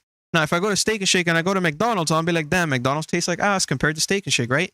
But right now, that's how 2007 was, where PC was like Steak and Shake, and then consoles was McDonald's, and you're like, damn, Steak and Shake's so much better. But now PS5 is more like Five Guys. You're like, all right, it's all right. I don't mind eating here, but PC's still better. You know, Steak and Shake's still better. But hey, you know what? I don't mind eating here for a bit. That's what I'm trying to say. That's why even Linus Tech Tips at the end of the thing, he says, you know what? PC's still better, but it's a good complement to your PC because it has good access. It's easy access, good IPs, and it's cheap. It's not a PC. That's why he literally says it's a good complement. And I quote that because he's right. He's being honest, and I'm being honest too when I say I can't wait to get my 3080 and set up my PC to be able to play Red Dead Redemption at above 120 frames. But I also have a good console that's a good complement. And whenever I just don't want to set up a PC or I don't want to deal with, you know, my keyboard, I can just plug and play my console and that's it. You know, that's the best way to do the argument. I completely agree. I mean, I have right there. You see it. My PC, my Switch, my PS4, and my Xbox. So I play on everything. The problem is if I'm talking to someone and I'm telling them, and they're telling me, look, man, I can only do one. The one I'm going to tell them 100% of the time is PC because ultimately it just is the better value. It might be intimidating. I understand where you're coming with value, but the thing is that until exclusives come to PC, I can't agree with that, because at the end of the day, the best of the best games have been console exclusives, and then there are great PC games, but they ultimately go to PC. The problem with that too is that the exclusives aren't even found in just one place. If you're gonna miss out on a game of a year, one way or another, because of the way that exclusives have like ruined consoles. You know, it's always going to be, oh, this one game's found here, this one game's found here, this one game's not found here. Exclusives are its own problem. But if you're talking about hardware, and even often software, there's just zero competition. Like, you know. But I mean, I understand you can say that, but I mean, I can't honestly agree with that when, like I said, most of my favorite games. I've brought up too many points for them to be disregarded. Points, but like I said, I'm not disregarding them. What I'm saying is that for what I'm getting at $500, it's a pretty fantastic value, and it's something that I understand where PC can outmatch all of that. But at the end of the day, my jump in, and even then, I'm saying $500 to be fair, because I could just be digital PS5 at $400. I forego the disc drive just like PC, and it's already $100 less. You don't do that for the PC though, because I told you 1,000 times NZXT $700 PC. You keep wanting to go to the $1,000 example. Right, but I just showed you on the we're retreading. I just showed you on NZXT the benchmarks, and you have to play the games at certain states, but that's the point of console. I rebutted that too. But in which way? Because in the console, it's never ultra. All right, you know what? This is an ongoing podcast, and we're going to be around for a long time. So when we bring this conversation again, I'm going to literally when we ever make it, if fans ever support us, I'm going to grab YouTube money. I'm going to buy a $700 PC from MZXT, a $1,500 PC, and $2,000. We're just going to benchmark all of them, and then we're just going to put it there, and we're going to get the final value. You could probably just look this up. I looked it up. I mean, I'm not getting the numbers you're telling me. On NZXT, a $1,300 PC can already run Red Dead 2 at 35 frames on Ultra. But if I bring it to high, it's only going to be double the frame, 60. PS5 is already on high, so it's like I'm still paying $1,300 for high when I can just get $500 for high. All the other benefits are lost when you get a PlayStation, though. Your clips are worse, edits are worse. But if at $1,300, my jump in for that is $1,300. You can't play all the retro games. Your library is smaller. Your deals are worse. But again, it's smaller to what the most. There's no accessibility for you on PlayStation. Like I said, the value. I'm just like I throw the value out. But again, you're throwing the value out. For who? Because again, it's $1,300. Michael, $1,300 versus $500. I just showed you it's an extra $800 purchase. You could do $700, dude, and you still get everything else. Even if you can't do Red Dead on Omega, like 4K, this and that, you have everything else in the world. Everything else in the world. The value. Okay. And you could probably still run Red Dead. Maybe it's not going to be the most beautiful thing. But again, if I'm paying if I'm already paying more than my console, I should do more than my console. Period. If my console's already doing, it does do more than your console. If it's already doing less frames or whatever, and I have to reduce the settings, it already loses its purpose. My purpose is to game at that quality. Oh, Fortnite. Okay, one game that was optimized for that so that people can play it on mobile. But what about every other game? Not every other game runs the same way as Fortnite does, because not every other game is made as, not even Call of Duty, dude. Call of Duty runs way better on PC. When you pay the price. Again, it's when you pay the price. And again, yeah, you're saying larger fan base, but as gamers have started to come in, they started to come in because games got better. They didn't jump in on the PS1 or Nintendo era. They jumped in on the PS3 360 era when Halo and GTA started looking like they did. That's when people started coming in. So a person of today is not going to tell you, yeah, dude, I'm totally glad I have all these emulators. They're going to be like, those games look like ass, which is the average gamer today. That's why everyone plays Fortnite, Apex Legends, whatever, because they look what they look like. They don't go back to these emulators. So yeah, I understand these have more value. There's a whole community about that. Yeah, and I understand there's a whole community. But when you say for who? When I talk about the average gamer, I'm talking about everyone beyond. Who you think is the average gamer, not what the average gamer actually is. Not who I think, the people who I communicate with in Reddit communities, YouTube communities, Twitter, everybody. I've spoken to all kinds of people. Didn't you even say that PC has a larger base than console I do, does? but it's so split. Okay, but let's go back to that, because again, this is where I mean dishonesty. You bring up points only when it benefits you, and then you ignore it when it goes against you. How am I being dishonest? Because of the fact that you acknowledged the install base for PC only to say, well, look, all these games fall short, but then exclusives on PlayStation, PC still has a larger install base, right? It validates. Every single one of those people are telling you that, if not prefer, because they might have both, they say that they at least have their stake in PC and they want to play on PC. But it validates. So that is the average gamer. If more people are on PC than on PlayStation, but a lot of those people jump towards console for many reasons. There's a lot of people that leave. Bro, everyone in our circle's leaving console for PC. Look at my cousin, his girlfriend. My girlfriend wants a gaming PC. Okay. Literally, you have you have Dowden, you have the other Chris. Like, okay. Dowden has never touched console, but that's also because he's never been good at controller. I'm putting him out there right now. I'm sorry, Dowden, but he's never been at home with console. Everyone in Chris our media did that, circle, and every Danny. day, and Chris did that, and the first thing he did was, I made a mistake because now I can't play any of the games I actually like. All the games I like have been either console exclusives or whatever. But that's how you do it, Michael. I already gave you the point on exclusives. If you care about exclusives, you have to go to But console. one of my no 3 points as to why the $500 is good is because the exclusives are I good. conceded that point to you. I don't want, you don't have to bring that up anymore. Look, on the podcast, so you guys can hear me. Yes, if you care about exclusives, your arms will be twisted and you will have to get those machines. Is $500 and has no good exclusives. So he's saying the Xbox has no good exclusives. Yeah. Just so you know, Jordan's clearly a person who cares about the console wars, as you can see. I'm just saying, but Nintendo is nothing but good exclusives, pretty much. I'm waiting because I don't. They've intentionally their hardware first for the sake of being cheaper and getting free money. I brought that point up for the PS4 Pro, and then all you said was, "No, bro, but they want to alienate the people beforehand." You see, that's what I mean by inconsistency. But how is that inconsistency? They're not alienating anybody. Huh?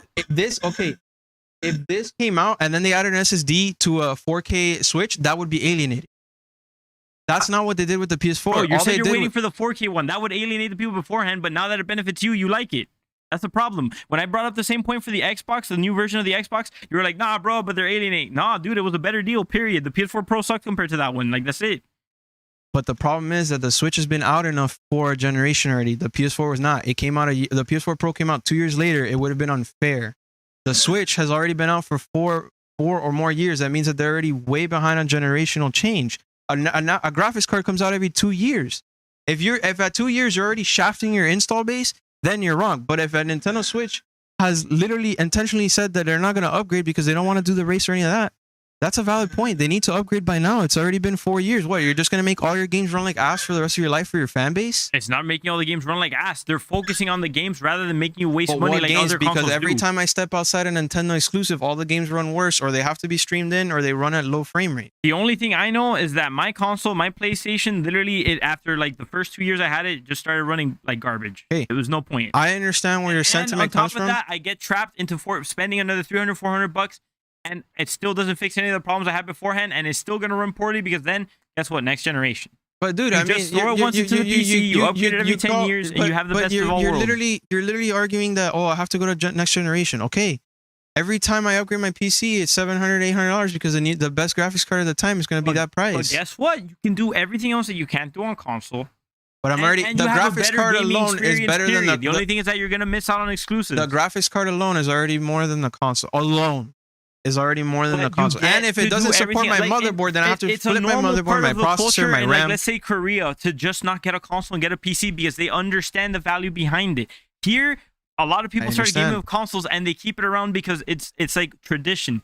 But dude, it's just ultimately not. It's convenient for those who've done the same thing over and over again. Literally, it's like the same thing of retail not adapting to the times, of not wanting to be more inclusive of online markets and things like that, and still sticking by the same things that worked since the 80s and the 90s. At the end of the day, just because you do something because it's more convenient, because changing is hard, or learning a new skill is hard, it doesn't mean anything. At the end of the day, it means something, because guess what? If that wasn't the case, PlayStation would have stopped existing after PS3. But that's not the case. From PS3 to PS4, I don't know why you're just talking about the PlayStation. By the way, you have your feather brother in there, which is your Xbox and your Nintendo Switch. Because what I'm about to say does not exist for Xbox, right? Whereas Xbox 360 and PS3 had a good competitive life cycle, from PS3 to PS4, the PS4's install fan base went from 70-something million users to 144 million users. Xbox's 70-something million users went down to 50 million users and then slowly went up over time. It is known fact that there is a 2.5 PS4s for every household in ratio comparison to one Xbox console. It's just known fact. What are you trying to even say with all this? What I'm trying to say is that you're telling me that, yeah, this and that, and that people change.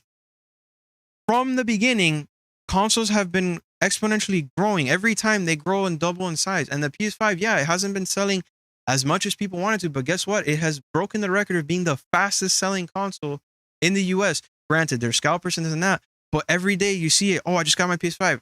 OMG, Tom Hanks. The guy you brought up to me, he's like, oh, look, he's not going to buy PS5 because he's going to get it. Just on the stream, he told you, my PS5 came on top of buying the Switch. So he bought both.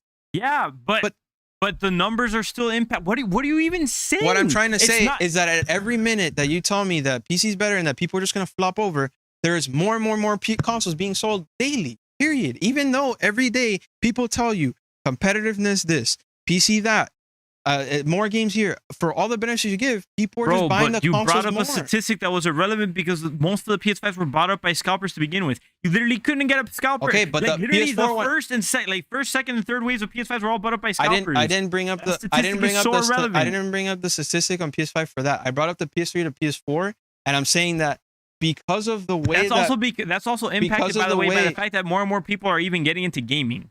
Okay, but that's what I'm saying. Because of that fact that people are choosing to jump into consoles and more PS4s are being sold, I'm foreseeing that based off of what's going on and people continuously giving scalpers money, that the PS5 is going to see a similar type of result where by the end of its life cycle, again, it's going to have a pretty large install base again. And what I'm trying to say is that despite all these years going on, people are still buying consoles for a good reason, dude. And it's like, I understand your points, but they're minimal at this point. And it's to the average gamer, like I said.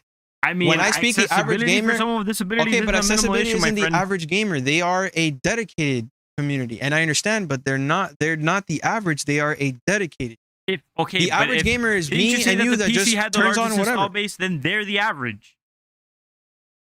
Okay, but the problem is that these people are jumping to here. For some reason. Another good reason. Another good reason. I don't know where you're observing that. I see that most people are leaving console to PC. I'll bring you this topic right now. Players can cheat. Protection on console. People who like playing PvP on Destiny, for example, have completely gone way back to console because they avoided console because it was 30 frames. But now that it's 60 frames, they're like, oh snap. This plus 120 FPS Crucible, I think I'm totally fine. I don't need to touch PC anymore because I don't want to deal with hackers. On top of that, PlayStation just added the Lenovo software, which is the same one that PC has and Steam uses for anti-hacking.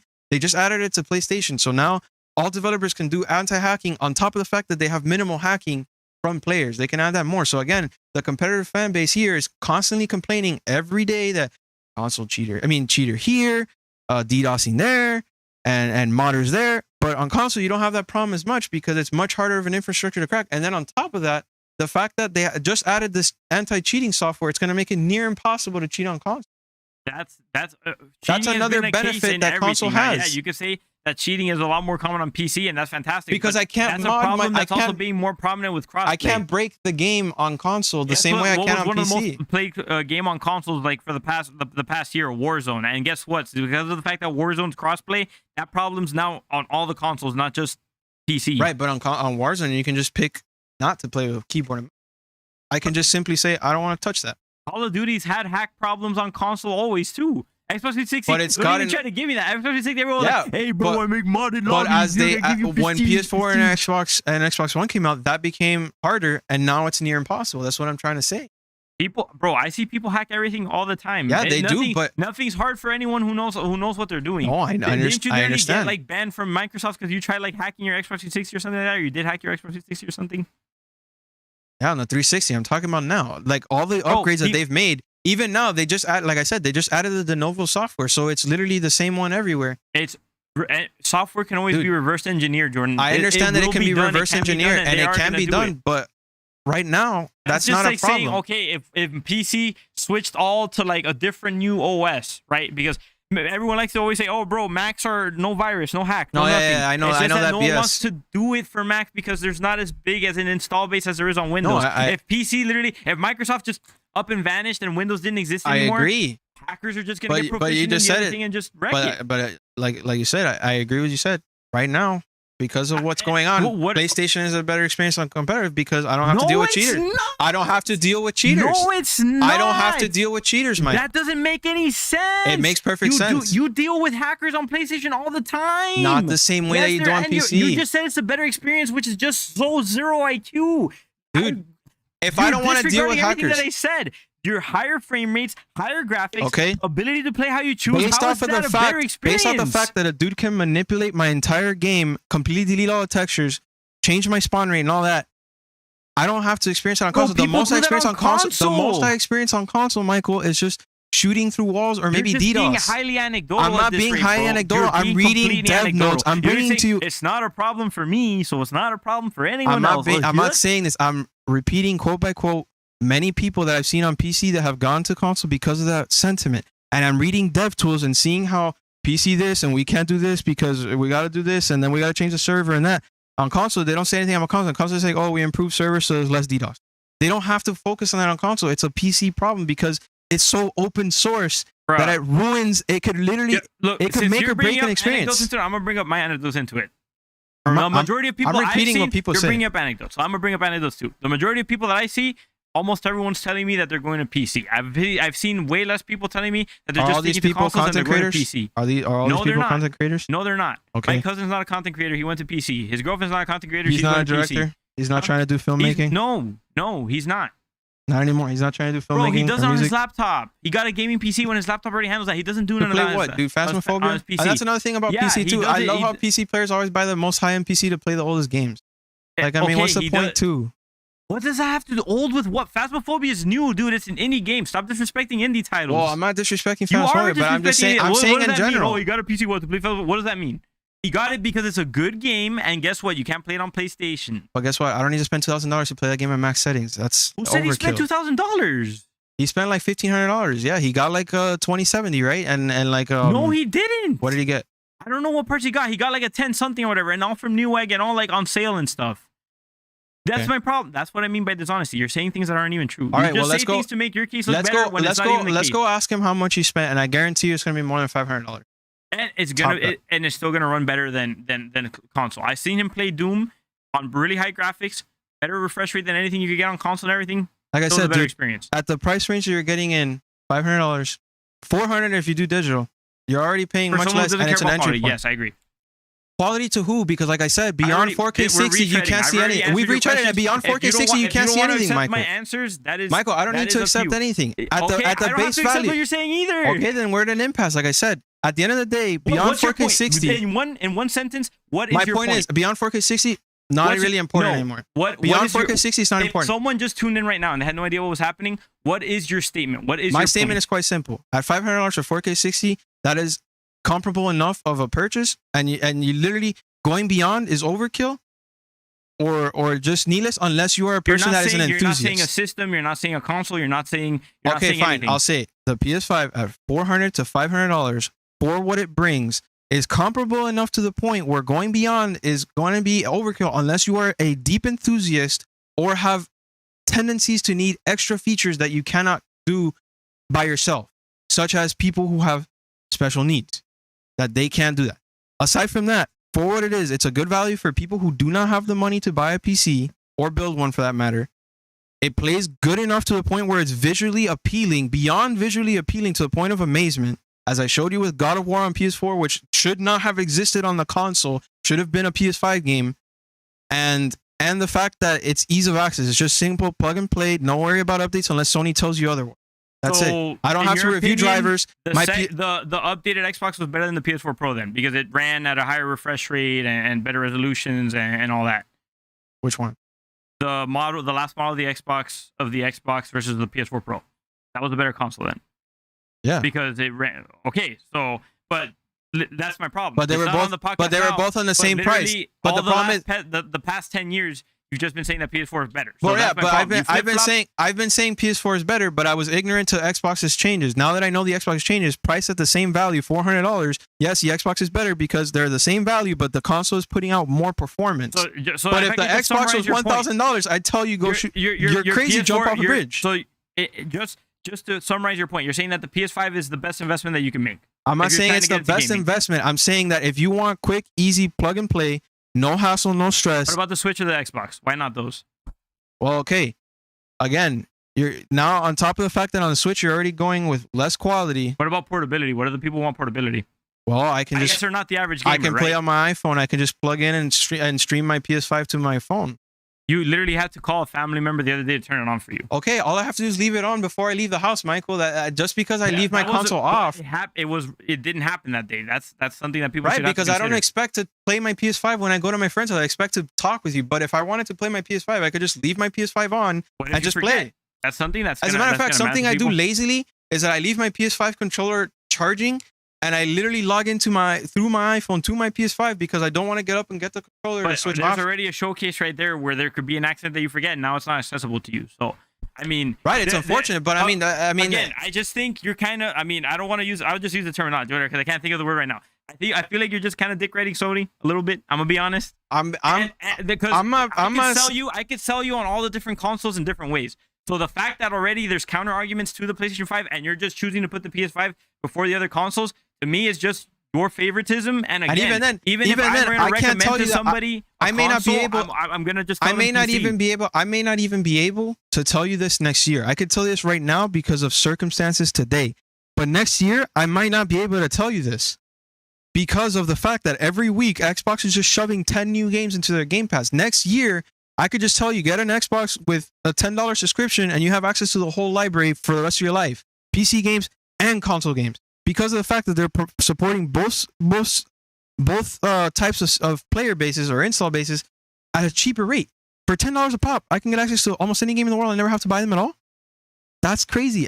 Next year, this time next year, I may not be able to say what I'm saying today. But the problem that we were talking about before is still a problem on Xbox. You can't plug in a USB mic to an Xbox. What happens to the kid that has a battery environment and wants to play with his friends? Okay, when we talk about the average gamer, I'm going to define average gamer to me. Average gamer to me is just a guy who wants to play a game, and that's Multiplayer games are bigger than single-player games now, dude. What about that kid? He's going to have a worse experience on a console than he would on a PC. For most people, it's comparable, is what I'm trying to say.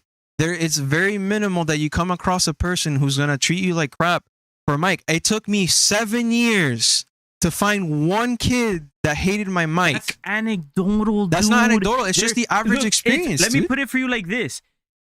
One of the biggest things that make content get liked and everything is when it's relatable. Some of the TikToks I've seen that has millions of likes, of course they're funny and stuff, but it's because it's a relatable scenario where it's like making fun of someone for their mic, or like how many videos have I sent you that's kind of like, oh, the one kid who like plays music on the background, or of course that content is like that, dude. That's the average gamer. The average gamer has a recording environment that isn't optimal. I agree with you that no one does. I agree with you that not everyone. I agree with you. So don't use the average gamer when. But the average gamer isn't gonna go out of their way to do all of that, dude. Is what I'm trying to say. Try to, but they don't understand. There's a reason why they have the setup, dude. It's because again they don't understand, and it's too much. They don't understand. Sometimes it's just hype, you know. Like there's literally the Supreme brick that sold. It was just a brick that says Supreme on the front, bro. It's the same thing with the PlayStation. Sometimes people just want the PlayStation for the hype. But look, for example, the background noise.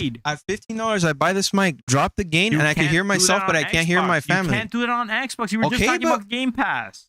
Okay, but on Xbox we have other things. Isn't a monolith. It's multiple different things. I understand, but we're talking about being able to plug and play, dude. Every gamer that I've talked to, you just plug and play on PC, man.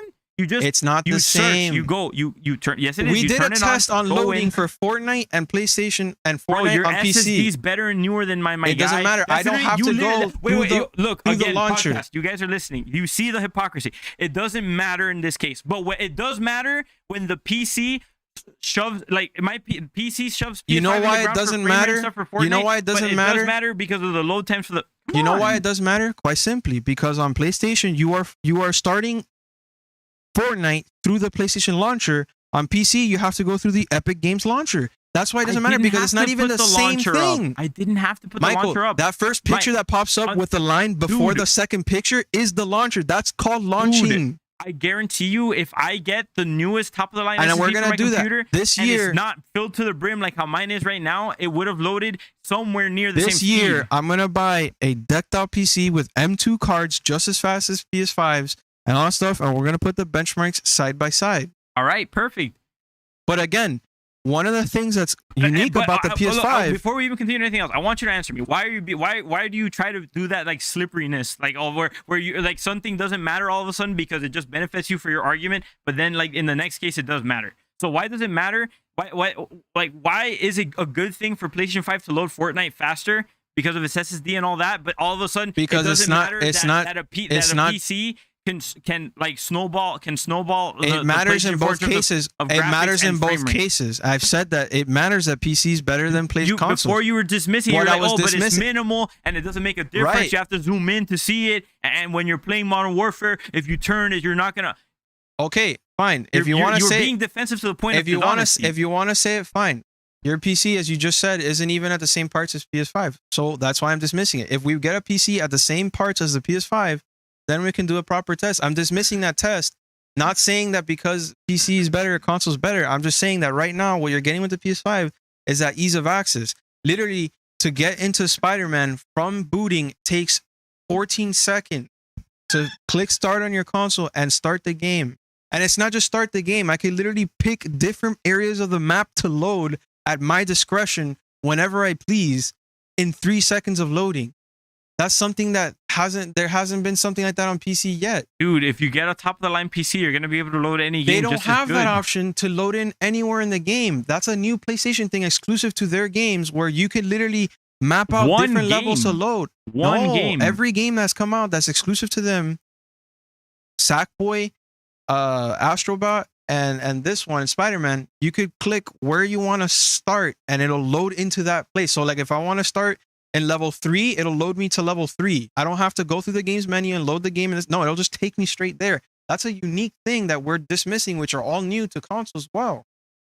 But one thing as minor as just loading anywhere where you want, you're going to prioritize that. You're going to prioritize that over accessibility for gamers or being able to use better mics or managing your mics. But that is accessibility because, again, a person who's pressing time. For disabled people that might not have the function of all their limbs. What about people who have time, they have pressed time and they try to load into a game and it takes longer than 10 seconds and then they lose the time to play? That's something that's valuable. There's a reason why Rockstar just paid a modder $10,000 for figuring out a load issue that drops the loading from 6 minutes on PC to 2 minutes. Because he was honest. It's a developer problem then. Right. But what does this have to do with where you choose to play? Because what I'm trying to say is right now, a regular developer can probably cap out at 20 to 30 seconds on an SSD on PC. But the new SSD of the PS5 can bring that down to 5 to 13 seconds. That's something that's valuable to a gamer who's pressed for time. What about those people that need to just get into the game? That's great, but I'm sorry to tell you, that's not going to be the case for the PS5 in 1 to 2 years, and then you can't upgrade your PS5 to remain the same. We don't know that because I could just add in an M2 card next year to the PC and PS5 and just add a new one. I could just like PC, I could just switch out the parts now. It's not like I'm stuck with the SSD forever. In the same way that you're not stuck with your 500 but gigabyte. Your whole argument is the fact that you don't have to. That you've said in the past that you have to upgrade PC way more frequently and way more expensively than PlayStation. If you're adding that to that, you're still getting capped in everything else that you're doing, and you're still spending the money on upgrades. Right. I could upgrade, but I don't have to. It's comparable at where it's at. Now, look, when I had a PS4, when I first got it, Black Ops 3 loaded fast. Now, towards the end of its life, Battlefront 2, literally, it takes me 5 minutes to load up. You have to get the newer one. You're still wasting money. I'm gonna end this part of the podcast because, like I said, number one, I don't even get what you're trying to say anymore at this point because it just sounds like you're trying to say PS5 is the best because yes. I'm not saying PS5 is the best, dude. I'm just saying that you keep disregarding the other consoles. I'm not disregarding. I don't know you know why I'm disregarding the other consoles? Because one, Switch is not even part of this generation and they have completely avoided it. So there's literally no sense in arguing other than, okay, I like one thing a Switch has great. I mean, portability, the fact that you can, have motion controls similar to, motion control is pretty unique in my opinion. And then on top of the fact that you can dock it and switch the resolution whenever you want. I mean the screen itself can become its own TV and you can literally play Smash with friends on that smaller. I mean you used to do it at work all the time, right? Yes. And Xbox has Game Pass, which is literally the most valuable thing a gamer can get right now. That literally for $10 you can get access to any game whenever the hell you want. The Game Pass isn't exclusive to Xbox. No, it's not. But I'm just saying that's why I'm not bringing in Xbox to this thing because they don't want to do Xbox anymore. They clearly just want to do PC. That's why I'm not bringing it into the conversation. The only conversation I can bring is PS5 because they're the only people that are actually trying to make a console. The other people are forgetting about it. Nintendo went the race, and Xbox thinks that. You're right. Let's finish here and let's transition to the thing. Xbox right here, perfect transition. Let go of the console wars because now the real war, where everything's going, is the cloud wars, which is why you keep saying that exclusives is the only thing that matters on consoles. But you know what? consoles aren't the problem anymore. In about 10 years, consoles probably won't exist the same way we see it. They might be streaming consoles, like, which is what Xbox is trying to do, which is what they did with the Xbox Series X. But what's going to happen is it's a battle for the IPs now, in the same way that I brought it up in Sergio's podcast, where Sony's now going to make an answer to, Xbox's Game Pass, and it's going to be which service is better. And at that point, it doesn't matter whether PC is better or not, because PC is going to be under the same thing. Do I get Steam? Do I get Game Pass? Do I get this and that? And it's going to be like that. And I personally think it's going to go the way that it's going right now, where you can get Game Pass and pay an extra $5 for EA Play and get all their games for free as well.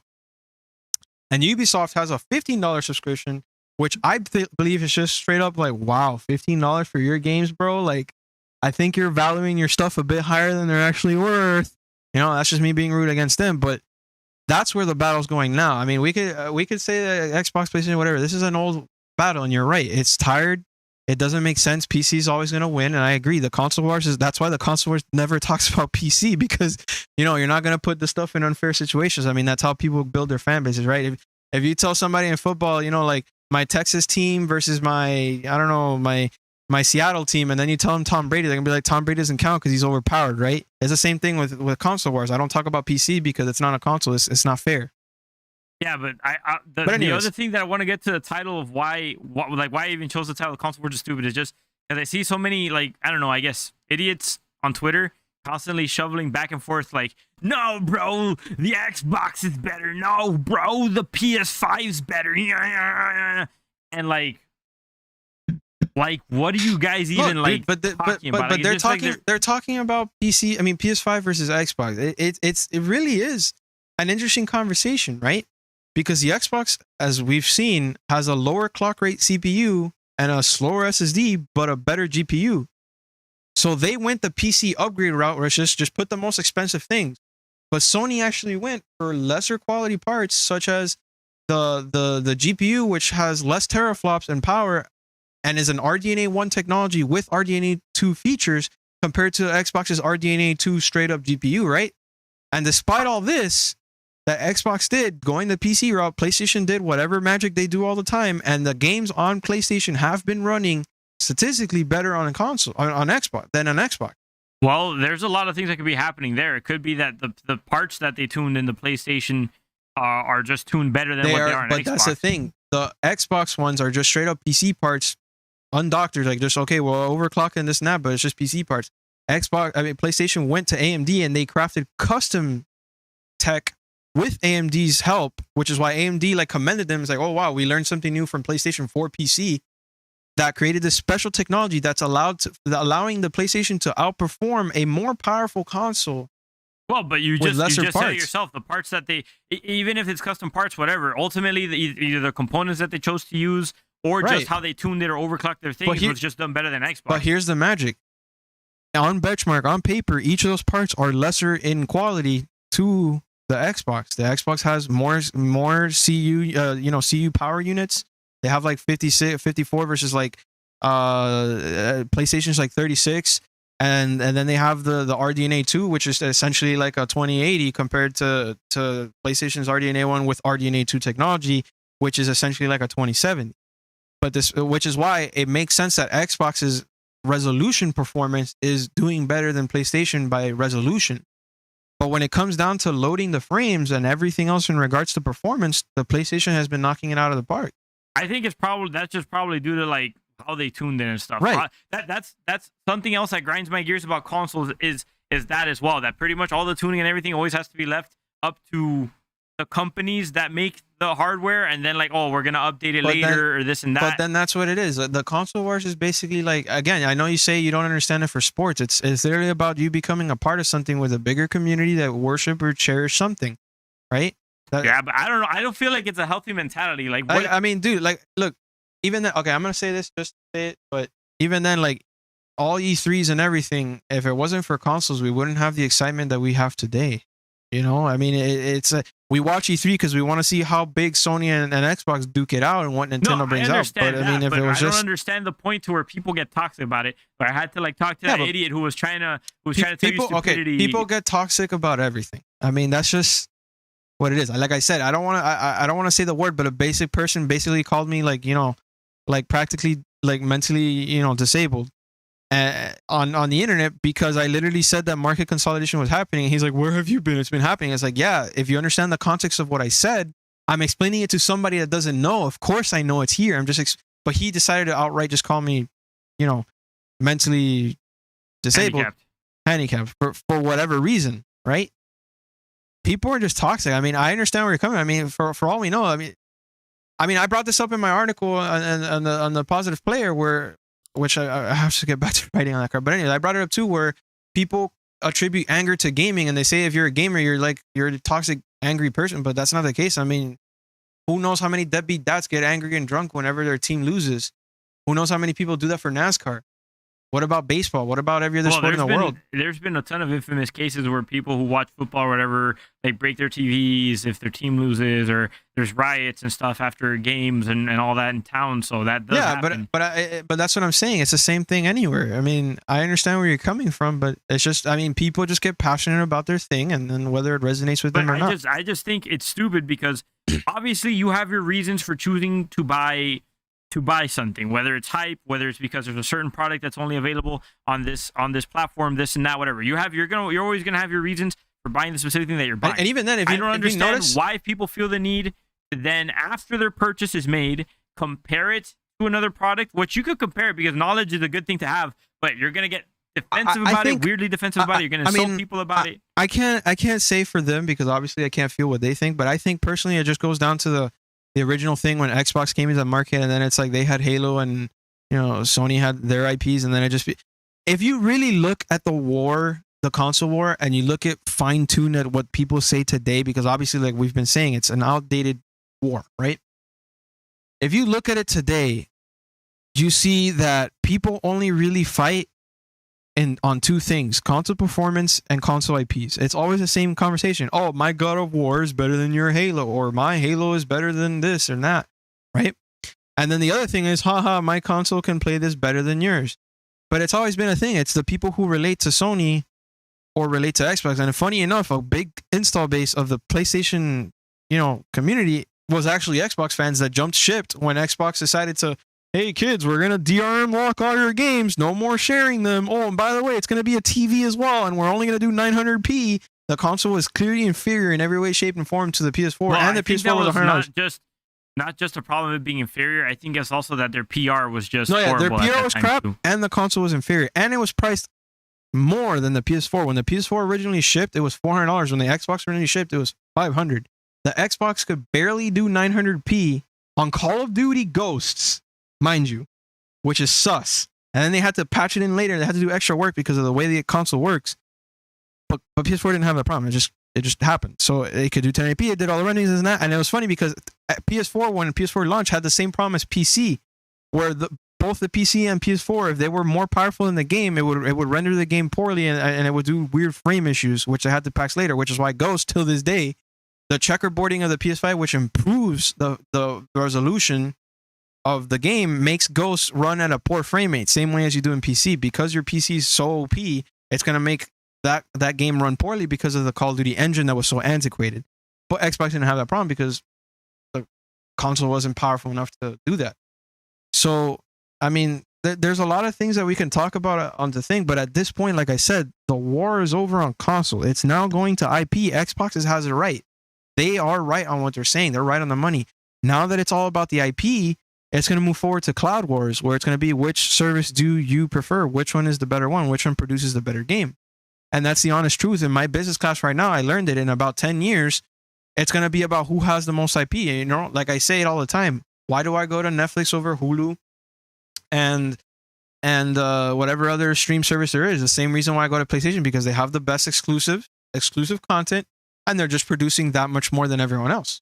If you go to Netflix right now, I can watch Dark Knight Rises. They just got Dark Knight Rises and The Dark Knight and all that stuff, or Batman Begins. I don't know. They got a bunch of movies that are actually great. They renewed licenses, they got new deals, and on top of that, they're still churning out 20 shows every year, whereas Hulu does like 5, 10, 15 maybe max. On top of the fact you have ads to pay, and then this and that, and then Disney owns it, so they're doing their own thing, and they're not really movie based, and then you have to get like different services to do different things. I think the console is going to do what I said. It's going to go the Hulu route, and it's going to be, you're going to buy a different subscription per whatever you subscribe to or whatever you prefer. But at the end of the day, that's what it is now, man. I mean, I understand where you're coming from because yeah, you know, PC. And I'll be honest, I used to be extremely ignorant, and I would tell you PS4 was the greatest thing on the planet. But that's just not true anymore, is it? I've seen PC, I've played on PC, I've experienced PC, I've had a PC, I've done all these things. I understand that PC is better in every way, shape, and form. I'm only trying to say that at a 500 jump in price, it fits the bill for a lot of people for what it brings. Now, that's not even the case anymore. It's now who has the best IP. And now it's going to be Steam and Epic Games because Sony has a piece of Epic Games that they bought. So now all their exclusives are going to release there and not on Steam. So now it's going to be like, which one's better, Epic Games or Steam or Microsoft? That's such a weird thing too, because number one, I feel like people still try to fight about which hardware is better, which is just ignorant. And because I mean, like, because you're putting like how PS3. Okay, so like PS3 had better hardware, but then developers couldn't even use it until the end, and then like Xbox kind of won that generation, but then PS4 just outright had the better hardware. But then PC kind of got back into the race because console had like its time in the sun is like one of the best ways that you could play or whatever. And then PC's just a better hardware outright. And then it just kind of comes down to like, oh, but God of War is better or like Halo's better. But it's what I'm saying. It's the fact that you attribute something to it, right? And then there's just people that would say, no, God of War is bad, but I prefer Valheim. Like that's just weirdly subjective. And but that just goes. But that's what it is. It goes to the idea of being able to resonate with something. Yeah, but why, I don't resonate with PC because I don't say just being like, oh, hey, you like that game? That's pretty cool. But that that's with everything. Me, there's always like disagreements. I mean, there's war with all types of topics, man.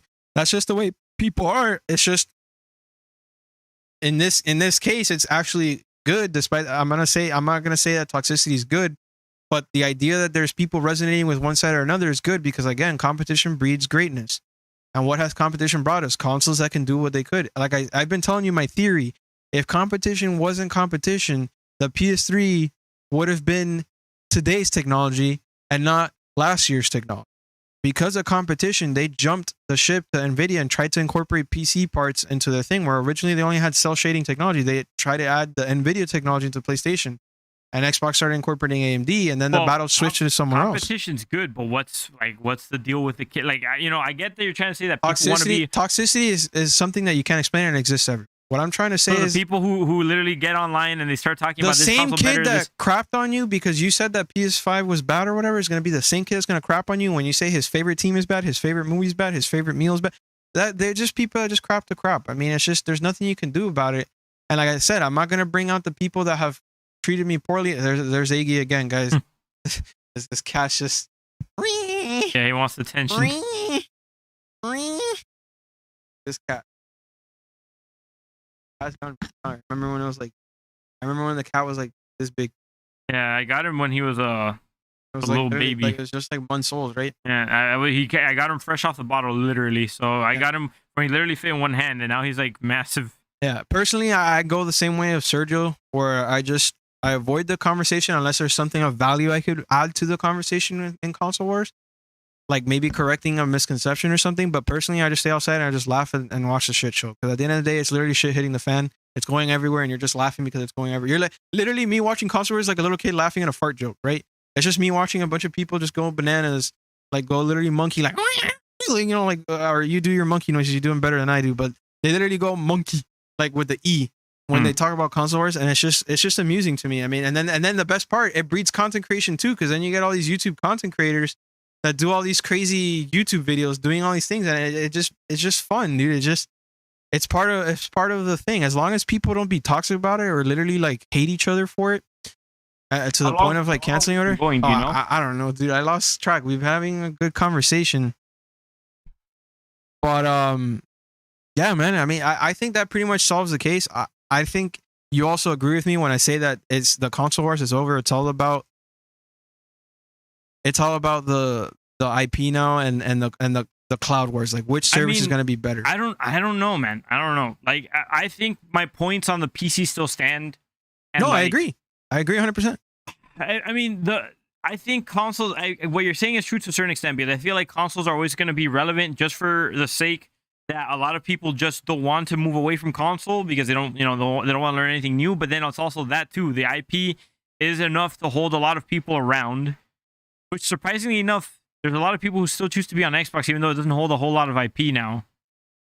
That's just weird, but I don't know. There's Everyone's people that are different. going to be loyal, but there's it. people that are seeing what Xbox is doing and what they have done with this Game Pass thing is pretty scary for Sony. The Game Pass doesn't make any sense because that's on PC as well. So why? What does that have But to do again, with it's like I said, it's the entry point, man. If it's just that much easier to get into because it only costs this amount of money and I don't have to save that kind of money to get the same experience. It's not the same experience. It's like I understand where you're coming from because it's have like temptation. I don't want to say that it's necessarily just even a good offer. It's just tempting you to do it. I understand where you're coming from, 100%.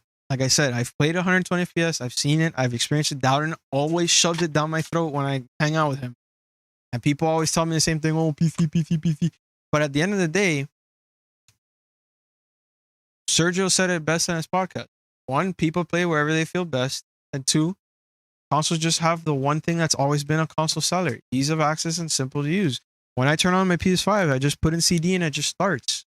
I don't have to deal with. But that's all perception, though. That's what's weird about it. I don't understand. Even in perception, okay, fine. Let's do perception, right? You said, okay, it's easy because icon, right? It pops up. I log into the screen just like I do on PS5, and then I have all the icons there, right? When I start PS5, it automatically remembers the last game I played, and it's already pre-selected to go. Just go, go, go, go, go. And in the same way that I could do with an iPhone, I could suspend it so I could come back to the exact same moment I was at. The same way. You know what I'm saying? So it's like, I mean, it's just ease of access, dude. I don't know how else to say. I'm not gonna lie. That's convenient for someone who plays the same game over and over again. But I'm someone who likes to jump into different games like every day. Okay, and then there's the little selector switcher, the game switcher thing, which automatically records the last 3 games you had, and you just select from there. You don't even have to go back to the main menu. From the game's menu, you can literally pick the next game. Well, I don't know. And Xbox has the freaking 10-game suspension thing, which I thought blew my mind. Where you can literally suspend 10 different games like an iPhone app and just like jump to each one and it'll load each game perfect, like because it's already preloaded to the SSD. So that's something else. It's like, bro, like what are you doing with the console? You know, there's just things there, man. I mean, it's like what I tell you. I understand where you're coming from, but like I said, God of War should not have existed on PS4. The fact that they're able to make it seem like your PS4 is getting better over time, despite the fact that it's totally not, is what makes it unique. Well, I guess since we're like pretty much wrapping up, I'll just throw in my 2 cents on the whole thing with IP and everything. I understand corporations exist for profit. I understand that in order to make money, they need to make their user base happy or whatever. I understand that consoles make them money. I understand that exclusives make them money.